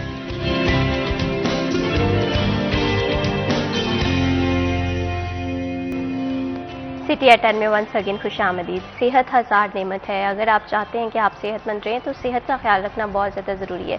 ईद उल अज़हा अभी गुजर के गई है, हम देख रहे हैं कि बहुत सारे लोगों ने ओवर ईटिंग करके अपनी सेहत के लिए बहुत ज़्यादा मसाइल खड़े कर दिए हैं। तो उनके लिए सेहत के लिए बेहतरीन रिजल्ट हासिल करने के लिए क्या क्या तरीक़ाकार है, क्या इलाज हो सकता है, किस तरह से आप अपनी सेहत का ख्याल रख सकते हैं, इस टॉपिक पर हम गुफ्तगू करेंगे आज के प्रोग्राम में। लेकिन टॉपिक्स पर गुफ्तगू करने से पहले हमारे जो आज के बहुत ही ख़ास मेहमान हैं उनका तारुफ करवा दूँ। आज हमें प्रोग्राम में ज्वाइन किया है प्रोफेसर डॉक्टर आमिर हुसैन ने। आप प्रोफेसर ऑफ मेडिसिन हैं अलाइड अस्पताल फैसलाबाद में। अस्सलाम वालेकुम। वालेकुम अस्सलाम। Thank you so much doctor साहब for joining us in the programme. कैसे हैं आप? अल्हम्दुलिल्लाह। डॉक्टर साहब, सबसे पहले तो जो मेजर कंसर्न है, जो इशू मैं अपनी सराउंडिंग में भी देख रही हूँ, आसपास के लोगों में भी देख रही हूँ, वो ये है कि ईद उल अज़हा है, यकीनन हम इसे मीठी ईद कहते हैं कि इसमें गोश्त जो है हम काफ़ी ज़्यादा मिक़दार में खा लेते हैं, जिसकी वजह से बहुत ज़्यादा मसाइल का सामना करना पड़ता है। तो बीइंग अ डॉक्टर, आपके पास ईद उल अज़हा के बाद किस तरह के पेशेंट जो हैं वो ज़्यादा रिपोर्ट हो रहे हैं, उनकी वजूहात क्या हैं? देखें, इसमें एक तो ये है कि बसियार खोरी की वजह से, ज़्यादा खाने की वजह से, या अंडर कुक्ड मीट खाने की वजह से, या कंटामिनेटेड खाने की वजह से गैस्ट्रोएंटेराइटिस बहुत कॉमन होता है। उसमें लोगों को डायरिया, उल्टियाँ, पेट की तकलीफ ज़्यादा हो जाती है। ये तो कॉमन है, ये तो नॉर्मल लोगों में भी है। अगर वो ज़्यादा गोश्त कंज्यूम कर लेंगे या अंडर कुक्ड मीट खाएंगे, या उनकी जो है किचन की हाइजीन अच्छी नहीं है, कंटामिनेशन हो रही है, तो वो फिर बीमार हो सकते हैं। क्योंकि अगर गोश्त बाहर पड़ा रहा है, इतना टेम्परेचर है, वो ख़राब हो जाएगा। और अगर कोई ख़राब चीज़ खाएंगे तो वो डायरिया, वॉमिटिंग हो जाएगी। एक तो ये लोग हैं। दूसरे लोग वो हैं जिनको प्री एग्जिस्टिंग प्रॉब्लम्स हैं, जैसे किसी को गुर्दे की तकलीफ है, किसी को लिवर का सिरोसिस है, किसी को शुगर है, ब्लड प्रेशर है, कोलेस्ट्रॉल है, हाई यूरिक एसिड है, या हार्ट की कोई कंडीशन है। तो इन लोगों में भी ओवर ईटिंग की वजह से पेचीदगियाँ हो सकती हैं। जिसका बॉर्डर लाइन किडनी प्रॉब्लम है, जिसका किडनी फंक्शन अच्छे नहीं है और वो ज़्यादा प्रोटीन एकदम से कंज्यूम करेगा, तो उसमें उसके रीनल फंक्शन या किडनी के फंक्शन फर्दर डिक्लाइन कर सकते हैं। अगर कोई लिवर सिरोसिस का मरीज़ है, वो हाई प्रोटीन यानी कि बहुत ज़्यादा गोश्त कंज्यूम करता है, तो वो जिगर की गशी, पैटिक एनकेफेलोपैथी में जाने का उसका रिस्क होता है। फिर जो ब्लड प्रेशर के मरीज़ हैं और कोलेस्ट्रॉल के मरीज़ हैं, अगर वो ज़्यादा नमक और ज़्यादा चिकनाई वाला गोश्त कंज्यूम कर रहे हैं, तो उनका कोलेस्ट्रॉल भी हाई हो जाएगा, उनका ब्लड प्रेशर भी हाई हो जाएगा। और अगर ये दोनों चीज़ें हाई होंगी तो दिल की तकलीफ का भी वजह बन सकती हैं। इसके अलावा कुछ मरीज जिनका यूरिक एसिड पहले बॉर्डर लाइन है, अगर वो ज़्यादा प्रोटीन कंज्यूम करते हैं तो उनका यूरिक एसिड बढ़ने की वजह से उनको गाउट हो सकता है। जोड़ों की जो बीमारी है, जोड़ सूज जाता है, जिसमें टखने का या अंगूठे का, पाँव के अंगूठे का यूजली। तो ये सारी चीज़ें ओवर ईटिंग की वजह से होती है। बिल्कुल, ओवर ईटिंग जो है वो एक बुनियादी मसला हम देख रहे हैं। आम दिनों में तो ये इशू आता ही है, लेकिन ये बहुत मखसूस लोगों को होता है। लेकिन जैसे हम ईद उल अज़हा के हवाले से बात करें तो बहुत सारे ऐसे लोग हैं जो कि अपने खाने में बैलेंस नहीं रखते। तो अपनी ज़िंदगी में खाने में बैलेंस बहुत ज़्यादा ज़रूरी है। अगर आप खाने का जिसे कहते हैं गोश्त बहुत ज़्यादा खाएंगे तो यकीनन आपका जो यूरिक एसिड है वो भी बढ़ेगा, और इसके साथ साथ जो गुर्दों के पेशेंट्स हैं उनके लिए भी ये चीज़ काफ़ी ज़्यादा मसाइल का सबब बन सकती है। तो ये चीज़ का ख्याल रखना बहुत ज़्यादा ज़रूरी है। तो डॉक्टर साहब, अभी आपने बताया कि बहुत सारे लोग हैं गोश्त खाने से जिनका यूरिक एसिड बढ़ जाता है। तो ये बहुत कॉमन डिजीज़ हो गया कि यूरिक एसिड जो है मोस्टली जो बीपी के पेशेंट्स हैं या जिनके शुगर जो है वो बैलेंस नहीं रहती, तो उनमें ये मसला हम देखते हैं। और उसमें ईद उल अज़हा पे गोश्त ज़्यादा खा लिया है, तो इस इशू को किस तरह से रिजॉल्व किया जा सकता है? किस तरह से एक बहुत सारी चीज़ें ना कहते हैं कि एहतियात बेहतर है, तो वो कौन कौन से प्रिकॉशन मेजरमेंट है जो एक पेशेंट ले सकता है? उसमें तो यही है कि जो ईटिंग है वो मतलब जो खाना पीना अपना एतदाल में रखें लोग। जिन लोगों को ख़ास तौर पे यूरिक एसिड का प्रॉब्लम है और डॉक्टर ने उनको परहेज़ बताया कि उन्होंने गोश्त कंज्यूम नहीं करना, तो उन्हें नहीं कंज्यूम करना चाहिए। और जिन लोगों का बॉर्डर लाइन सा हाई है लेकिन उनको कोई प्रॉब्लम नहीं है, वो इतदाल में ले सकते हैं। मतलब ये है कि प्योर सिर्फ गोश्त की डिशेज ही ना खाते ना, सिर्फ गोश्त ही ना खाएं, साथ में सब्जियां और बाकी चीज़ें मिक्स करके एक बैलेंस्ड डाइट जो है वो अप्रोच बेहतर रहेगी। ठीक है, और बैलेंस डाइट जो है वो बहुत ज़्यादा ज़रूरी है। और अभी अपने यूरिक एसिड के हवाले से बात की, तो यूरिक एसिड बढ़ने की क्या सिम्टम्स होते हैं और कितना इंसान में यूरिक एसिड होना चाहिए, किस तरह से हम ये चीज़ डायग्नोस कर सकते हैं? बेसिकली तो देखें, यूरिक एसिड हमारे प्रोटीन मेटाबॉलिज्म का एंड प्रोडक्ट है। तो नॉर्मली तो एक नॉर्मल रेंज के अंदर ये होता है, लेकिन कुछ लोगों में मारूसी तौर पे या कुछ और वजूहात की बिना पे इसका लेवल बढ़ता है। तो उसमें यूजली हम ये जो है ना, पाँव के जो जोड़ हैं, अंगूठे का जोड़ हो गया, टखने का जोड़ हो गया, या बाकी जोड़ भी इन्वॉल्व हो सकते हैं, लेकिन कॉमन ये है, ये यकदम सूज जाते हैं। और शदीद दर्द होती है, सुरख हो जाते हैं, तो ये उसकी अलामत हैं। ठीक है। और उसकी प्रिवेंशन के लिए ये है कि जो प्रोटीन वाली चीज़ें हैं, जैसे गोश्त है, बाकी चने की दाल है, कुछ सब्ज़ पत्तों वाली सब्जियां हैं, ये चीज़ें जो हैं ये यूजली हम पेशेंट्स को एडवाइस करते हैं कि इनको अवॉइड कर ले और पानी का इस्तेमाल ज़्यादा करे, ओवर एक्सर्शन ना करे, क्योंकि गर्मी की वजह से डिहाइड्रेशन भी ज़्यादा होती है, तो उससे भी प्रॉब्लम हो सकती है। बिल्कुल इसी तरह से जो यूरिक एसिड का बढ़ जाना, ये वाकई बहुत खतरनाक अलामत है। हम देखते हैं कि बहुत सारे पेशेंट जो हैं वो इस चीज़ को निगलेक्ट कर देते हैं या सिर्फ ऑन दी लाइटर नोट लेते हैं। तो अपनी सेहत का ख्याल रखना बहुत ज़्यादा ज़रूरी है। आपकी लाइफ में जितनी मर्जी मसरूफियात है, लेकिन अपने लिए वक्त निकालना बहुत ज़्यादा ज़रूरी है। और साथ ही साथ अगर खाने के हवाले से हम बात करें, जाहिर सी बात है ईद अभी गुजर के गई है, बहुत सारे लोगों ने प्लान्स बनाए हुए हैं, बारबेक्यू के पार्टीज़ के इस्तेमाल किए जाएंगे। तो ये चीज़ बहुत ज़्यादा ज़रूरी है कि सबसे पहले अपनी सेहत का ख्याल रखें कि आया आपकी सेहत आपको ये बारबेक्यू पार्टी करने की इजाज़त देती है या इतना ज़्यादा गोश्त खाने की इजाज़त देती है या नहीं। अगर इस चीज़ को हम समझ लेंगे तो बहुत सारी बीमारियां हैं, उससे हम इलाज से पहले ही एहतियात जो है वो बेहतर होती है। तो यहाँ पर डॉक्टर साहब मैं उन पेशेंट्स का जिक्र करूँगी जो कि बहुत कॉमन इश्यूज़ हमारी सोसाइटी में देखने में आता है। हम देखते हैं कि ब्लड प्रेशर है, बहुत सारे लोगों को है। पहले तो ये था कि एज फैक्टर पर डिपेंड कर रहा होता था कि ये एज है, इसका BP शायद आया। अब मैं समझती हूँ ये बहुत कॉमन इशू है। शुगर भी इसी तरह से है। तो इन दो चीज़ों को किस तरह से हम लोग मैनेज कर सकते हैं when it's comes to diets, और क्योंकि ईद उल अज़हा भी साथ गुजर के गई है, इस फैक्टर को भी हमने साथ में देखना है। ये जो तीन बीमारियां हैं यूजली को एग्जिस्ट करती हैं। जब एक हमें मिलती है तो हम दूसरी दो को ढूंढते हैं। जिसको शुगर है उसको ब्लड प्रेशर हो सकता है, जिसको ब्लड प्रेशर है उसको शुगर हो सकती है, जिसको दोनों चीज़ें उसको साथ में हाई कोलेस्ट्रॉल भी हो सकता है। तो उसमें ये है कि इसमें परहेज तो यही है ब्लड प्रेशर के लिए कि नमक का इस्तेमाल जो है वो कम किया जाए, और कोलेस्ट्रॉल के लिए चिकनाइयों का इस्तेमाल डाइट में कम से कम किया जाए। और ये ज़रूरी है कि एक ख़ास एज के बाद 30-40 साल की उम्र के बाद अपना ब्लड प्रेशर रेगुलरली चेक करवाएं। ख़ास तौर पे वो इंडिविजुअल्स जिनके पेरेंट्स में या फैमिलीज में ब्लड प्रेशर की या कोलेस्ट्रॉल की प्रॉब्लम है, उनको गाहे बगाहे इसको चेक करवाते रहना चाहिए।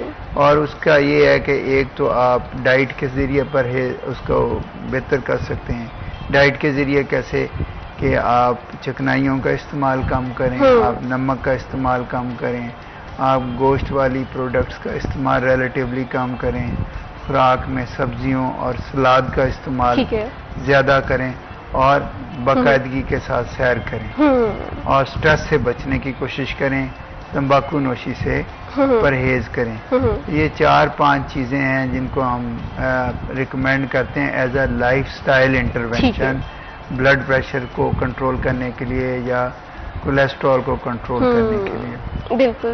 तो अगर इन चीज़ों से कंट्रोल नहीं है, इसके बावजूद आपका ब्लड प्रेशर हाई है, तो फिर आपको अपने मालिज से रब्ता करना है, जो आपको ब्लड प्रेशर के लिए आपकी कंडीशंस के मुताबिक, आपकी एज के मुताबिक आपको कोई एंटी हाइपरटेंसिव या ब्लड प्रेशर या कोलेस्ट्रॉल की दवाइयाँ तजवीज़ करेगा। सही, बिल्कुल इसी तरह से ब्लड प्रेशर और शुगर मैं ये समझती हूँ कि खामोश कातिल है। अगर आप बर वक्त चेकअप नहीं करवाते हैं, आपका डायग्नोस नहीं होता, तो यकीनन ये जानलेवा भी साबित हो सकता है। तो इसके लिए सबसे आसान काम ये है कि जब भी आपके एज फैक्टर के हवाले से बात करें, अगर आपकी एज 40 से ज़्यादा है तो आप वक्तन फ़वक्तन अपना जो डॉक्टर को चेकअप लाजमी करवाएं, अपना ब्लड प्रेशर चेक करवाएं, शुगर जो है वो चेक करवाएं, क्योंकि बहुत सारे ऐसे पेशेंट्स हैं जो समझते हैं कि शायद वो नॉर्मल है, लेकिन जब तक उनकी बीमारी जो है डायग्नोस होती है तो तब तक बहुत देर हो चुकी होती है। ये जो बहुत देर हो चुकी होती है ना, ये आपकी ज़िंदगी को बहुत ज़्यादा ख़तरे में डाल सकता है। तो हमने इस चीज़ से बचना है। ज़िंदगी जितनी भी मसरूफ़ हो, लाइफ में जितने मर्जी कॉम्प्लिकेटेड चैलेंजेस हो, लेकिन आपकी सेहत जो है वो आपकी अवलीन तरजीह होनी चाहिए। तो डॉक्टर साहब यहाँ पर मैंने देखा है, पता नहीं इसके पीछे शायद कोई और फैक्टर जो है वो इन्वॉल्व हो। बहुत सारे लोग हैं ईद उल अज़हा में, मैंने अपनी फैमिली में देखा, अपने आसपास के लोगों में देखा, तो अक्सर औकात ये कहते हैं कि शायद ज़्यादा गोश्त खाने की वजह से सर दर्द करने लग जाता है, गला ख़राब हो जाता है, या इसके पीछे कोई और फैक्टर्स इन्वॉल्व हो सकते हैं, या ये किसी और बीमारी की निशानदेही है?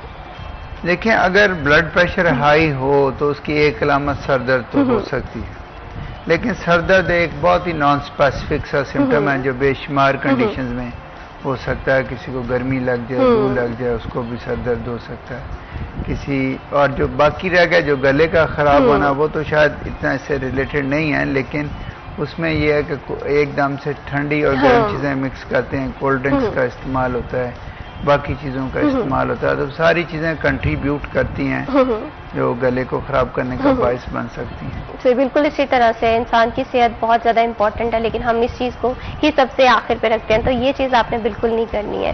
तो ऐसे में डॉक्टर साहब, हमने जैसे बात की ब्लड प्रेशर के हवाले से, शुगर के हवाले से, तो मैं एक चीज़ और भी देख रही हूँ हमारी सोसाइटी में आजकल गुर्दों के जो मरीज़ हैं वो काफ़ी ज़्यादा बढ़ते हुए दिखाई दे रहे हैं। अभी आपने जिस तरह से बताया कि ज़्यादा गोश्त खाने से आपकी जो किडनी है वो भी काफ़ी ज़्यादा इफेक्ट हो सकती हैं, तो इसके क्या अलामत है? कुछ पेशेंट्स होते हैं जिन्हें पहले से कोई ना कोई मसला होता है, लेकिन कुछ ऐसे पेशेंट्स भी होते हैं जिन्हें रिसेंटली ये बीमारी डायग्नोस हो रही होती है, तो वो इस चीज़ को किस तरह से समझ सकते हैं या पहचान सकते हैं? देखिए, पहले तो ये बात समझने की है कि अगर एक बंदा जो बिल्कुल नॉर्मल है वो गोश्त खाए तो उसके गुर्दों को कुछ नहीं होगा, लेकिन बात ये है कि जो कॉमनेस्ट कॉज है हमारे यहाँ गुर्दों के फेल होने की, वो शुगर और ब्लड प्रेशर, दो बीमारियां जो खासी कॉमन है और गुर्दों को इन्वॉल्व करती हैं। तो जिन लोगों के गुर्दे इन बीमारियों की वजह से कॉम्प्रोमाइज्ड हैं या बॉर्डर लाइन फंक्शन कर रहे हैं, तो उनको जब वो ओवरलोड करेंगे तो फिर वो जो है वो उस तरह काम कर नहीं पाएंगे, ठीक है, और ज्यादा खराबी की तरफ चले जाएंगे। कॉमन अलामा तो यही है, या इससे बचने का यही है कि आपको अगर शुगर है उसको नंबर्स को कंट्रोल करें, रेंज के अंदर रखें, ब्लड प्रेशर है उसको रेंज के अंदर रखने की कोशिश करें, कोई ऐसी अद्वियात का इस्तेमाल ना करें जो गुर्दों को नुकसान पहुंचाती हैं, ठीक है, और पानी का एनवायरनमेंट में मुनासिब इस्तेमाल करें, ख़ासतौर पे अगर कोई डिहाइड्रेट हो जाते हैं, डायरिया, वॉमिटिंग, वक्त के ऊपर उन्हें पानी और नमकियात बराबर नहीं किए जाते, तो फिर वो एक्यूट रीनल फेलियर में भी जा सकते हैं उस कंडीशन में। और ख़ास तौर पर जबकि हमारे एम्बियंट या एनवायरमेंटल टेम्परेचर बहुत हाई है, तो वो डिहाइड्रेशन का बायस हो सकता है इन लोगों में। तो उसमें ये है कि जिन लोगों को प्री एग्जिस्टिंग प्रॉब्लम है उनको अपने गुर्दों की केयर करनी है, अपने सारे रिस्क फैक्टर्स को कंट्रोल करना है और अपनी डाइट में प्रोटीन का इस्तेमाल कम करना। ठीक है। नॉर्मल लोगों में तो हाई प्रोटीन डाइट जो है वो किडनी जो है वो उसको क्लियर आउट कर दे, उसमें प्रॉब्लम नहीं आएगी। ये वो बिल्कुल नॉर्मल लोग हैं, आम, उनको कोई बीमारी नहीं है, वो तो जाहिर है गोश्त उनके ये प्रॉब्लम नहीं करेगा जहाँ तक गुर्दे का। बिल्कुल इसी तरह से है। अगर गुर्दों के पेशेंट्स के हवाले से बात करें तो बहुत सारे ऐसे लोग हैं जिन्हें ऑलरेडी कहीं ना कहीं गुर्दों के मसाइल का सामना करना पड़ रहा है, उनके लिए जो गोश्त है ज़रूरत से ज़्यादा वो काफ़ी हद तक ख़तरनाक साबित हो सकता है, इवन कि आपके जो गुर्दे हैं वो दर्द भी उन्हें हो सकती है, तो इस चीज़ को भी आपने देखना है। लेकिन बहुत सारे ऐसे लोग हैं जिन्हें कोई मसला नहीं है, जो कि अभी एग्जिस्टिंग स्टेज पे हैं, तो उन्हें अपना चेकअप करवाने की बहुत ज़्यादा ज़रूरी है। उसके सिम्टम्स के हवाले से भी गुफ्तगू करेंगे, लेकिन अभी वक्त हो एक छोटी सी ब्रेक का, कहीं मत जाइए, हमारे साथ रहिए।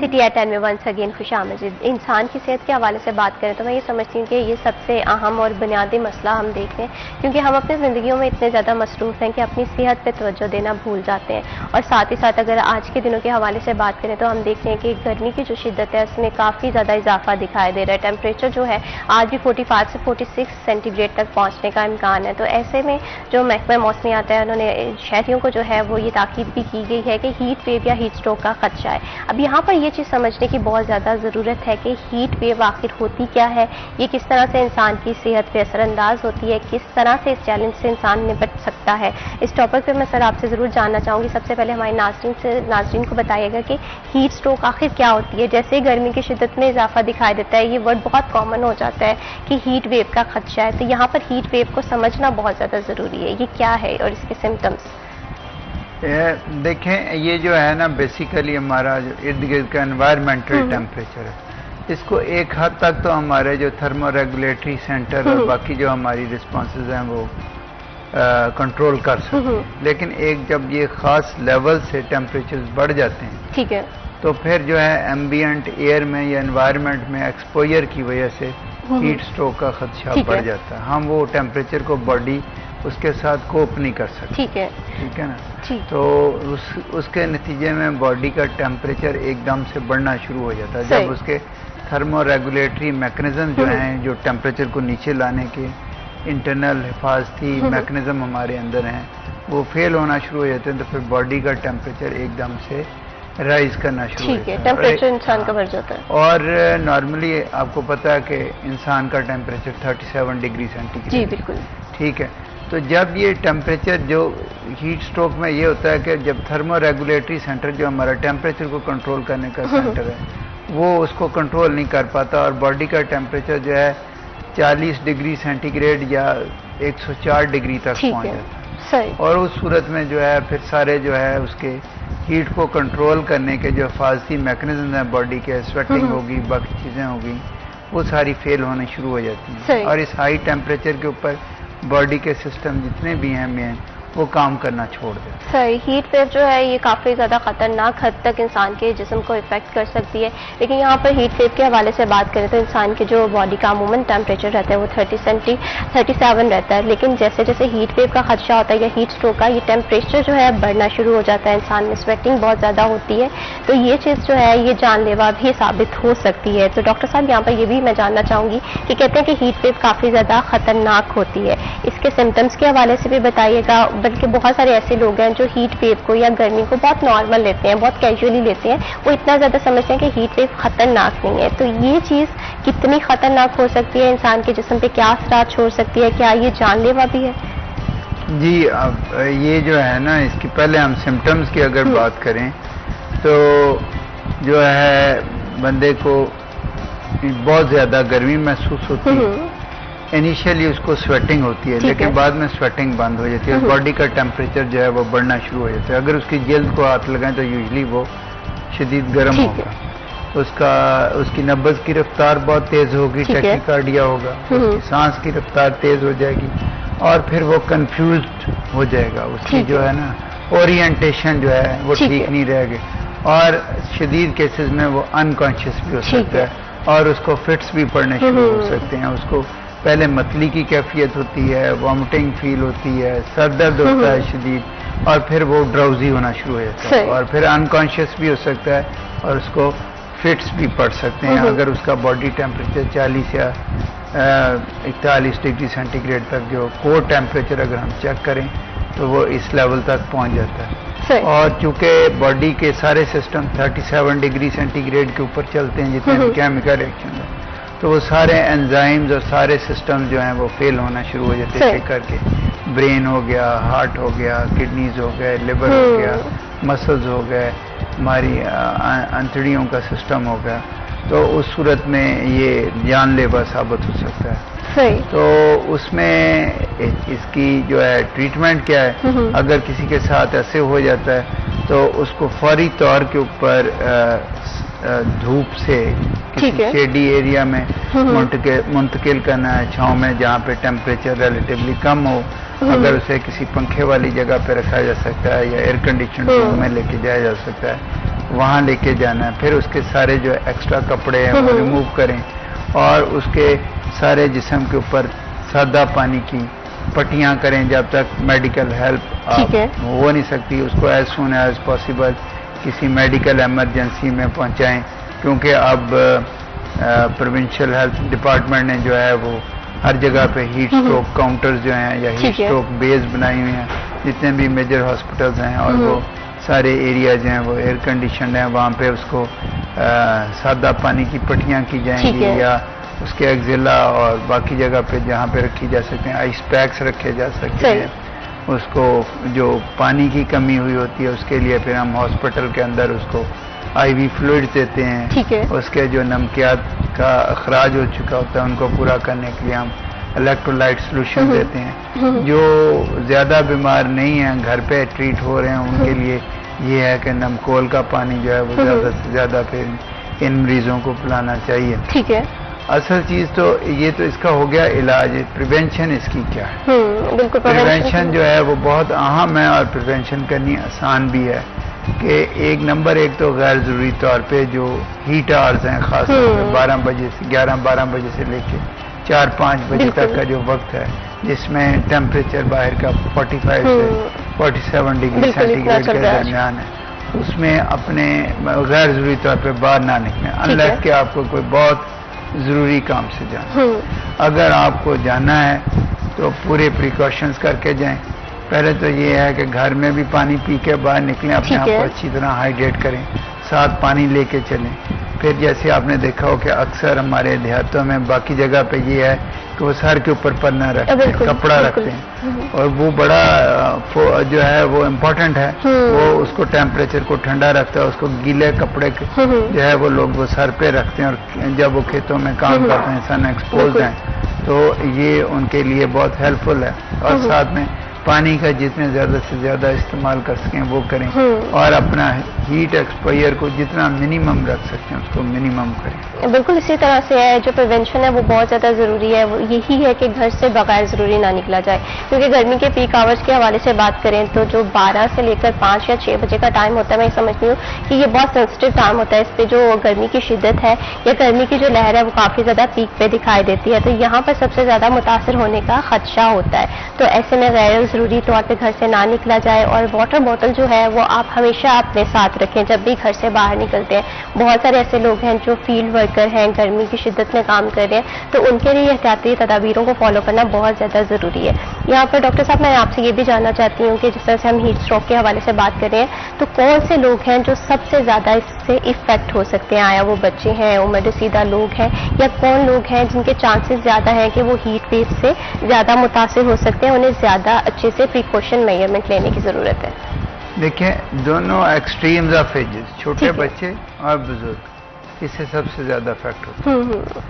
और उनके अलावा वो लोग जो बीमार हैं, जिनको कोई दिल की बीमारियां हैं या कोई और बीमारियां हैं, वो भी इससे ज़्यादा बीमार लोग ज़्यादा इफेक्ट होंगे, क्योंकि उनके बॉडी के जो सिस्टम्स हैं वो इतने रॉबस्ट नहीं है कि वो इतने टेम्परेचर, हाई टेम्परेचर्स को बर्दाश्त कर सकें। उनमें प्रॉब्लम्स निस्बतन हेल्दी लोगों की निस्बत ज़्यादा होंगी, जवान लोगों को निस्बतन ये कम अफेक्ट करेगी, अनलेस के वो इतने ही टेम्परेचर में कोई स्पोर्ट्स कर रहे हैं या कोई बड़ा मुशक्क़त का काम कर रहे हैं। उस सूरत में वो भी मुतासर हो सकते हैं, क्योंकि जब कोई मुशक्क़त का काम किया जाता है तो बॉडी खुद अपनी हीट भी जनरेट करती है। जब एम्बिएंट टेम्परेचर हमारा इतना हाई हो, वो हीट जो है वो हम बाहर एनवायरनमेंट में प्रॉपर्ली डिसिपेट नहीं कर पाते, और उसकी वजह से जो बॉडी का टेम्परेचर है वो ज़्यादा बढ़ता है। तो कोशिश यही करनी चाहिए कि जो ज़्यादा मुशक्क़त का काम है वो जो अगर अवॉइड किया जा सकता है धूप में ना किया जाए। सर बिल्कुल इसी तरह से हीट वेव के हवाले से गुफ्तगू हो रही थी, तो हीट वेव में सबसे ज़्यादा ज़रूरी ये बात है कि जो कम उम्र बच्चे हैं, जैसे हम देखते हैं कि बहुत सारे बच्चे अभी समर वेकेशंस का भी टाइम है, वो देखते हैं कि गली मोहल्लों में खेल रहे हैं, तो यहाँ पर ये चीज़ देखने की ज़रूरत है जो गर्मी के पीक आवर्स हैं उनमें निकलने से गुरेज किया जाए। इसमें पेरेंट्स जो हैं वो एक मेन रोल प्ले कर सकते हैं। इसी तरह से जो उम्र रसीदा लोग हैं, जो बुजुर्ग लोग हैं, वो काफ़ी ज़्यादा उनके चांसेस हैं कि वो हीट वेव से इफेक्ट हो सकते हैं, तो उनकी सेहत का ख्याल रखना बहुत ज़्यादा ज़रूरी है। एहतियाती तदाबीरें वही हैं छोटी छोटी सी जिन्हें फॉलो करके हम अपनी ज़िंदगी में बेहतरी ला सकते हैं, और बेहतरी तभी आएगी जब हम डॉक्टर्स की हिदायत पे अमल करेंगे। जो हीट वेव है इसे बिल्कुल हल्का नहीं समझना है, ये इंसान की सेहत पे काफ़ी ज़्यादा नेगेटिव असरात जो है वो रूनुमा करती है। डॉक्टर साहब अभी हम सिम्टम्स के हवाले से बात कर रहे थे, कुछ लोगों में मैं देखती हूँ कि डायरिया हो जाता है, वॉमिट आ जाती हैं, इमोशंस जो है वो काफ़ी ज़्यादा होते हैं, तो क्या ये भी हीट स्ट्रोक की कोई सिम्टम्स हैं या ये सिर्फ मौसम के असरात हैं? हीट वेव और इन दोनों चीज़ों में क्या फ़र्क है? देखिए, वॉमिटिंग तो हो सकती है जो हीट एग्जॉशन में, या हीट स्ट्रोक के मरीजों में भी अलामत हो सकती है नौजिया वॉमिटिंग की, लेकिन डायरिया यूजली नहीं है। डायरिया तो जो है ना जब इन्फेक्शन कोई होती है उससे होता है, लेकिन ऑब्वियसली ये जो है डिहाइड्रेट कर सकता है बंदे को, और इस टेम्परेचर में जब हम काफ़ी सारा फ्लूइड स्वेट की सूरत में, पसीने की सूरत में हमारा अखराज हो रहा है, बाकी नमकियात का डायरिया वॉमिटिंग की सूरत में अखराज होने की वजह से डिहाइड्रेशन का चांस बहुत ज़्यादा बढ़ जाता है गर्मियों में। इसलिए गर्मियों में हमारे पास डिहाइड्रेशन और गैस्ट्रो के मरीज ज़्यादा आते हैं। सही, बिल्कुल इसी तरह से, क्योंकि यहाँ पर ना ये दो चीज़ों को लेकर कंफ्यूजन थी कि बहुत सारे लोग ये समझ रहे थे कि जो डायरिया है ये भी हीट वेव या हीट स्ट्रोक का एक एलिमेंट हो सकता है। बिल्कुल भी नहीं है। हाँ, जब वॉमिट इंसान को आती है तो ये जो है ये कहीं ना कहीं हीट स्ट्रोक से मुतासरा होने की निशानदेही हो सकती है, लेकिन इस चीज़ को आपने एक चीज़ से आप कवर अप कर सकते हैं कि आपने अपनी सेहत का ख्याल रखना है, और हीट वेव से बचने के लिए बहुत सारी छोटी छोटी सी एहतियाती तदाबीरें उन्हें फॉलो करना बहुत ज़्यादा ज़रूरी है। अभी वक्त हुआ एक छोटी सी ब्रेक का, कहीं मत जाइए, हमारे साथ रहिए।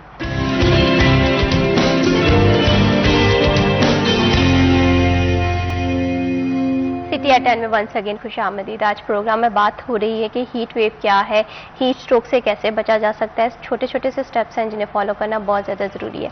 तो ब्रेक पे जाने से पहले हमने सिम्टम्स के हवाले से बात की कि किस तरह से सिम्टम्स हैं, क्या प्रिकॉशंस हो सकती हैं। लेकिन बहुत सारे ऐसे लोग हैं जब हीट वेव का शिकार हो जाते हैं या हीट स्ट्रोक कहीं ना कहीं मुतासिर कर रही होती है तो फर्स्ट एड देना जो बहुत ज़्यादा ज़रूरी होता है। तो ये फर्स्ट एड को समझना बहुत ज़्यादा ज़रूरी है। इसका सही तरीक़ाकार क्या है और कौन कौन से स्टेप्स हैं जो हम फॉलो कर सकते हैं। तो डॉक्टर साहब, इसमें मैं ये जानना चाहती हूँ कि अगर खुदा ना खास्ता किसी पर्सन को हीट स्ट्रोक हो जाती है तो कौन से इनिशियल स्टेप हैं या कौन से फर्स्ट एड हैं जो हम पेशेंट को घर में दे सकें ताकि उसकी जान बच जाए और डॉक्टर तक जाने की मोहलत मिल सके। देखें, हीट स्ट्रोक या लू लग जाने के जो मरीज हैं घर में आप उसका अगर तो पेशेंट कॉन्शियस है फिर ये है कि हमें उसका टेम्परेचर जितनी जल्दी हम डाउन कर सकते ठीक है उसको डाउन करना। अब उसका करने का क्या तरीका है, उसका ये है कि आप अगर मरीज नहा सकता है, बाथ ले सकता है, उसे फौरी तौर पर ठंडे पानी से नहला दें अच्छी तरह। और उसको नंबर 2, अगर सिर्फ पंखा या एयर कंडीशन नहीं है तो फिर उसके सारे जिस्म पे सादा पानी की पट्टियाँ करते जाएं और पंखा चला के रखें ताकि वेपोरेशन के साथ उसका टेम्परेचर डाउन हो सके।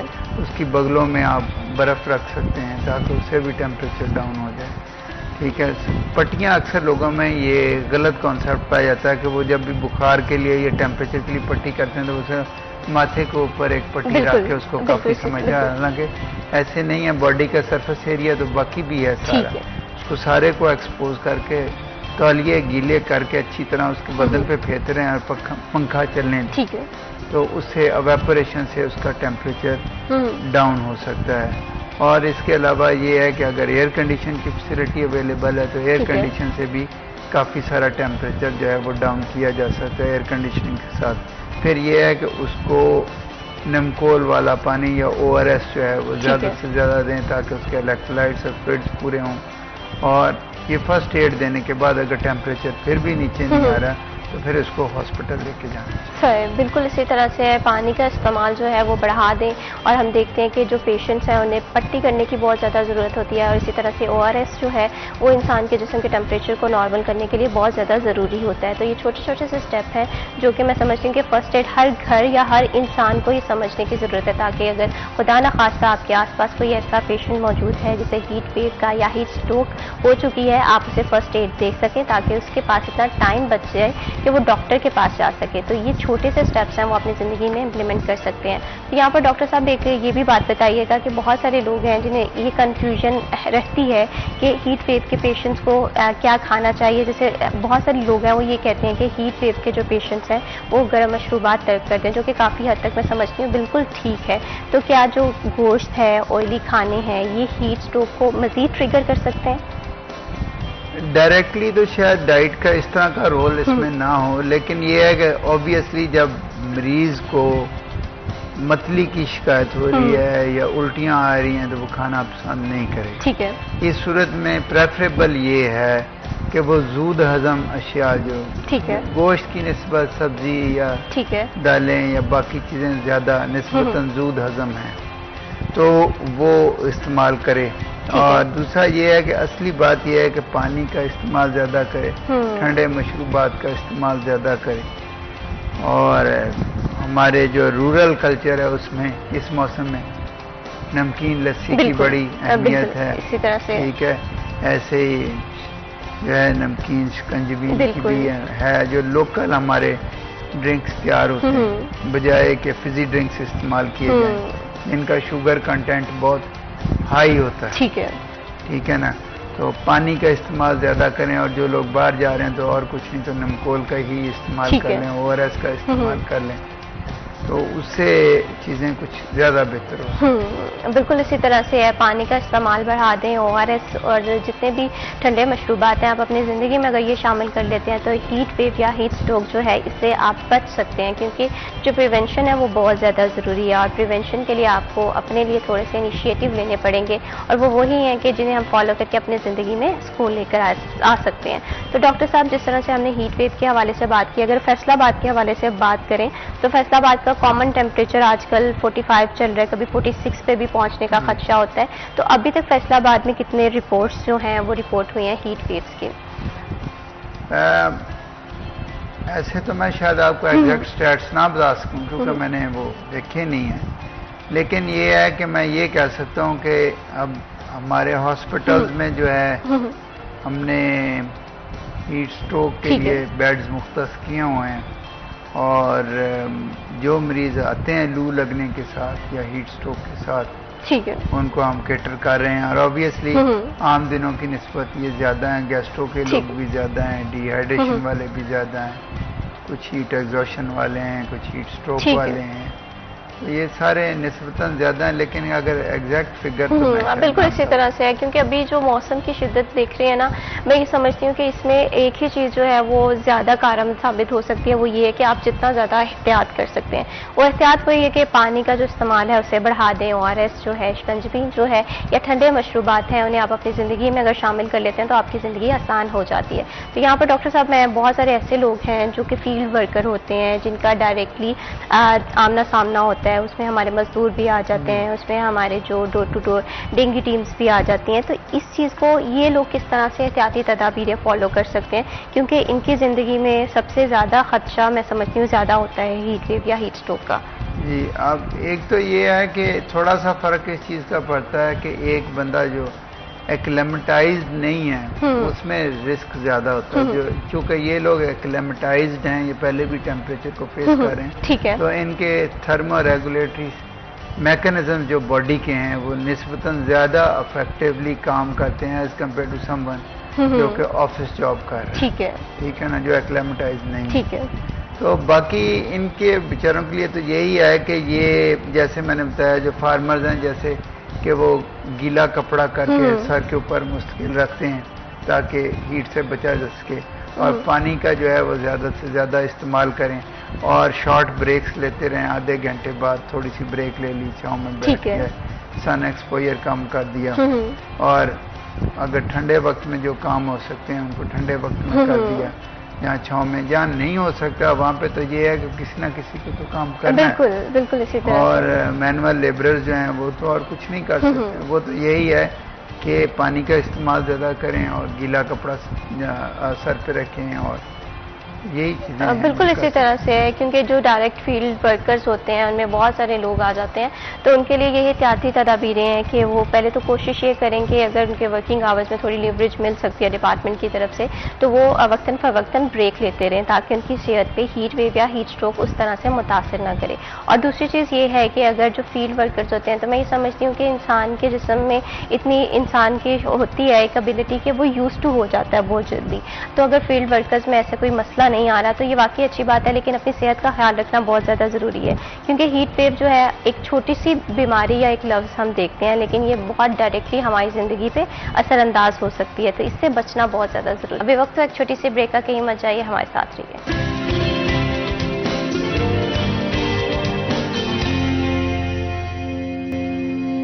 सिटी एट 10 में वंस अगेन खुशामदीद प्रोग्राम में आज गुफ्तगू हो रही है कि हीट वेव जो है वो इंसान की सेहत पे कितने नेगेटिव असरात रूनुमा करता है और इसे किस तरह से बचा जा सकता है, कौन कौन सी एहतियाती तदाबीरें हैं जिन्हें हम फॉलो करके अपनी ज़िंदगी जो है आसान बना सकते हैं। क्योंकि टेम्परेचर के हवाले से अगर बात करें तो यकीनन जून और जुलाई का ऐसा महीना होता है जिसमें टेम्परेचर जो है वो काफ़ी ज़्यादा पीक पर दिखाई देता है, तो ऐसे में इंसान को अपनी सेहत का ख्याल रखना बहुत ज़्यादा ज़रूरी होता है। तो यहाँ पर दो चीज़ें समझने की बहुत ज़्यादा ज़रूरी है। डॉक्टर साहब, मैं आपसे ये भी जानना चाहती हूँ, जिस तरह से हमने हीट वेव या हीट स्ट्रोक के हवाले से बात की, एक टर्म यूज़ होती है कॉमनली हम देखते हैं हीट एग्जॉशन, इन दोनों में क्या डिफरेंस है, क्या ये एक ही चीज़ है? नहीं, इनमें थोड़ा सा सटल डिफरेंस है। देखें, जब पानी और इलेक्ट्रोलाइट्स, नमकियात का और पानी का दोनों का एक ख़ास हद से ज़्यादा अखराज होता है, क्योंकि बॉडी जो है अपने आपको ठंडा रखने का जो उसका थर्मो रेगुलेटरी मैकेनिज्म कुदरत ने दिया है वो ये है कि टेम्परेचर को डाउन करने के लिए हमें पसीना आता है, और पसीने की सूरत में अगर एम्बिएंट टेम्परेचर बहुत ज़्यादा हों तो एक्सर्शंस के ऊपर डिपेंड करते हो बहुत लीटरों के हिसाब से भी पसीना आ सकता है, जिसमें बेतहाशा नमकियात का और पानी का खराज हो, उससे जो है एक जिस्म में शदीद तरीन कमज़ोरी महसूस होती है। इंसान जो काम कर रहा होता है वो काम कर नहीं पाता, उसको मतले की कैफियत होती है, उल्टियाँ आनी शुरू हो जाती हैं, सर दर्द होता है। तो ये यूजली ज़्यादा थोड़ा बरसात में निस्बतन ज़्यादा होती है, जब ह्यूमिडिटी होती है और बॉडी अपना टेम्परेचर खाली स्वेट, क्योंकि इर्द गिर्द भी जो है वो ह्यूमिड एनवायरनमेंट है और उसी तरह वेपोरेशन हो नहीं सकती। तो ये भी हीट एक्सपोजर की एक किस्म है। ट्रीटमेंट इसकी भी वही है कि आपने टेम्परेचर, आपने फ्लूइड रिप्लेस करना है, पानी रिप्लेस करना है, नमकियात रिप्लेस करना है। उसका आसान तरीका वही है कि आप नमकोल का इस्तेमाल करें, जिसमें इलेक्ट्रोलाइट सोल्यूशन कोई भी ले लें, वो आपकी रिप्लेस कर देगा, जो आपकी कमी है उसको पूरा कर देगा और उससे हालात बेहतर हो जाएंगे और टेम्परेचर को कंट्रोल कर। सही देखा जाए तो हीट वेव और हीट एक्सॉशन में सिर्फ एक थिन सी लाइन का डिफरेंस है, लेकिन इसे समझना बहुत ज़्यादा ज़रूरी है, क्योंकि हीट वेव जो है वो मोस्टली हम देखते हैं कि जून में या जुलाई में देखने को ज़्यादा आती है। इसी तरह से हीट एक्सॉशन इसमें ये है कि पसीना जो है, स्वेटिंग इंसान को बहुत ज़्यादा होती है और ये अमूमन बरसात के दिनों में जब सफोकेशन बहुत ज़्यादा होती है तो तब देखने में मिलती है। लेकिन अगर इनके प्रिवेंशन के हवाले से बात करें, इनके वही छोटे छोटे से प्रिवेंशन है कि आपने वाटर इनटेक जो है वो बढ़ा देना है। हम देखते हैं कि हम अपनी ज़िंदगी में बहुत ज़्यादा मसरूफ़ हो गए हैं, पानी का इस्तेमाल काफ़ी हद तक हमने कम कर दिया है। तो एक तरफ जो है पानी का कम इस्तेमाल बहुत सारी बीमारियों को दावत देता है, तो दूसरी तरफ जो गर्मियों में आम सिचुएशन एक इंसान को देखने में मिल सकती है वो ये है कि हीट स्ट्रोक का भी खदशा हो सकता है। तो पानी के इस्तेमाल को जितना ज़्यादा हो सके उतना ज़्यादा बढ़ाएं। तो यहाँ पर डॉक्टर साहब एक चीज़ ये भी है, एक आम राय पाई जाती है आवाम में कि बहुत सारे ऐसे लोग हैं, अगर ऑफिस वर्क के हवाले से बात करें, जो कि AC में बैठते हैं, अमूमन AC का टेम्परेचर 16 पे होता है और उसके बाद डायरेक्टली उन्हें किसी न किसी काम की सूरत में बाहर निकलना पड़ता है। क्या ये चीज़ भी हीट वेव या हीट स्ट्रोक से मुतासिर कर सकती है कि इंसान की जो बॉडी का टेम्परेचर है वो कंसिस्टेंट नहीं है, कभी बहुत ज़्यादा ठंडा है और कभी आप डायरेक्टली हीट में चले गए? जितनी देर कोई गर्मी में एक्सपोज होगा उतना उसका रिस्क जो है वो लू लगने का या हीट स्ट्रोक का बढ़ेगा। लेकिन अगर किसी को हीट स्ट्रोक होता है तो एट द सेम टाइम हम उसका टेम्परेचर जितनी जल्दी हम नीचे लेके आ सकते हैं नॉर्मल की तरफ, वो ज़रूरी होता है। ठीक है। तो ये तो एक सडन डिफरेंस तो प्रॉब्लम क्रिएट कर सकता है थोड़ी सी, लेकिन ये है कि फिर फॉर एग्जांपल अगर मैंने अपने दफ्तर से बाहर जाना है तो बेहतर ये है कि मैं निकलने से पहले 10 मिनट पहले एयर कंडीशन को ऑफ कर दूं, तो टेम्परेचर ग्रेजुअली जो है वो नीचे आ जाएगा और फिर मुझे वो जो सडन डिफरेंस है वो फील नहीं होगा। ठीक है, ये चीज़ वैसे थोड़ी बहुत डायरेक्टली रिलेट नहीं कर रही, लेकिन इनडायरेक्टली रिलेट करती है, क्योंकि हम देखते हैं कि इंसान जब टेम्परेचर इंसान की बॉडी है, अगर वो AC में बैठ रहा है तो यकीनन जब वो बाहर जाएगा तो उसे गर्मी की शिद्दत है वो और ज़्यादा इफेक्ट करेगी, लू लगने के जो चांसेस हैं वो ज़्यादा होंगे। तो हम छोटी छोटी सी चीज़ें हैं जिसे हम फॉलो कर सकते हैं, जिसे हम अपने लाइफस्टाइल मैनेजमेंट कहते हैं। अगर हम अपने लाइफस्टाइल को मैनेज कर लेते हैं तो बहुत सारी बीमारियों से हम बच सकते हैं। तो सर, इससे पहले हम बात कर रहे थे हीट एक्सॉशन पे, तो हीट एक्सॉशन के हवाले से आपने प्रिवेंशन भी बताई, तो इसमें भी खाने पीने की वही चीज़ें हैं कि पानी का इस्तेमाल जो है वो ज़्यादा कर दिया जाए, ठंडे मशरूबात हैं, या इसके अलावा और कौन से ऐसे प्रिकॉशन मेजरमेंट ले सकते हैं? बरसात का मौसम जो है ना उसमें गैस्ट्रो भी बढ़ जाता है, ठीक है, क्योंकि पानी की सोर्स अक्सर औकात कंटेमिनेटेड हो जाती है। तो एक तो ये है कि क्लीन ड्रिंकिंग वाटर जो अब अवेलेबल है, साफ पानी पीने के लिए, ठीक है, और किचन हाइजीन, खाने पीने की प्रैक्टिसेस, क्योंकि आपको पता है टेम्परेचर ज़्यादा होने की वजह से चीज़ें बासी हो जाती हैं बहुत जल्दी और ख़राब हो जाती हैं, तो उसको रीहीट करने से भी प्रॉब्लम्स हो जाती हैं। तो एक तो ये है कि इस मौसम में ज़रा फ्रेशली कुक खाना एक दफ़ा जो पक गया उसको इस्तेमाल करें, बार बार उसको रेफ्रिजरेट ना करें, रीहीट ना करें। और दूसरी वही बात यह है कि जूद हजम चीज़ें ज़्यादा खाएं, ठीक है, मिक्स एंड मैच के साथ ही है, सिर्फ गोश्त का इस्तेमाल ना करें और साफ सुथरा पानी पिएं, ठीक है। तो प्रिकॉशंस तो बिल्कुल प्रिकॉशन बिल्कुल ऐसे ही, प्रिकॉशन इंसान की ज़िंदगी के लिए बहुत ज़्यादा ज़रूरी है। मैं ये समझती हूँ कि ये कॉमन प्रवर्ब भी है कि जो एहतियात है वो इलाज से बेहतर है।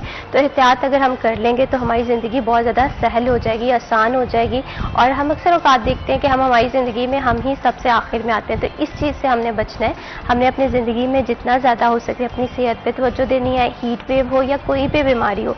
मैं ये समझती हूँ कि अगर आप SOPs को फॉलो करते हैं आप उस बीमारी से बच सकते हैं। तो ये चीज़ को इम्प्लीमेंट करना या इस चीज़ को समझने की बहुत ज़्यादा ज़रूरत है। तो यहाँ पर डॉक्टर साहब, जिस तरह से हमने बात की कि गर्मियों में हीट वेव का खदशा होता है और जैसे ही बरसात आती है हीट एग्जॉशन का खदशा हो जाता है, इसके साथ साथ गैस्ट्रो के जो पेशेंट्स हैं उनमें भी इजाफा दिखाई देता है, डायरिया भी है। तो इसके साथ साथ कौन सी ऐसी बीमारियां हैं जो गर्मियों में कॉमन हो सकती हैं और जिससे बचने के लिए हम अपने घर में ही इनिशियल स्टेप ले सकते हैं? इसके अलावा ये है कि इस मौसम में अभी तो जो हीट वेव आई है इसमें निस्बतन मच्छर कम हो गया, लेकिन जो मॉस्किटो बॉर्न डिजीज है, मच्छर की वजह से बीमारियां हैं, वो ये बरसात के मौसम में एकदम से बहुत ज़्यादा सर जाती है, फैसलाबाद में भी आती है।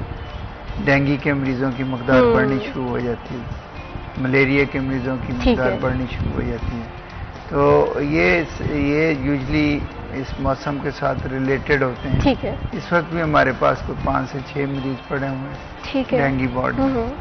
तो लेकिन ये है कि जैसे हीट वेव, क्योंकि हमारे एरिया में ड्राई हीट से आती है और इस मौसम में जाके मच्छर की जो है वो अफजाइश कम हो जाती है, तो इसलिए थोड़े से हालात बेहतर हो जाए। लेकिन जैसे ही बारिशें होंगी, गर्मी इन दोनों के मिक्सचर होगा, तो वो फिर दोबारा उसका जो है वो बढ़ जाता है। उससे यही है कि जो मच्छर से बचाव की जो तदाबीर हम बताते रहते हैं अक्सर औकात कि बरसात के मौसम में आप हाफ स्लीव्स ना पहने और एक्सपोज्ड एरिया ना हो, खासतौर पे बच्चे जो हैं वो शॉर्ट्स पहन के फिर रहे होते हैं। दूसरा ये है कि जो मच्छर की ब्रीडिंग प्लेसेस हैं उन पे नज़र रखने की ज़रूरत है।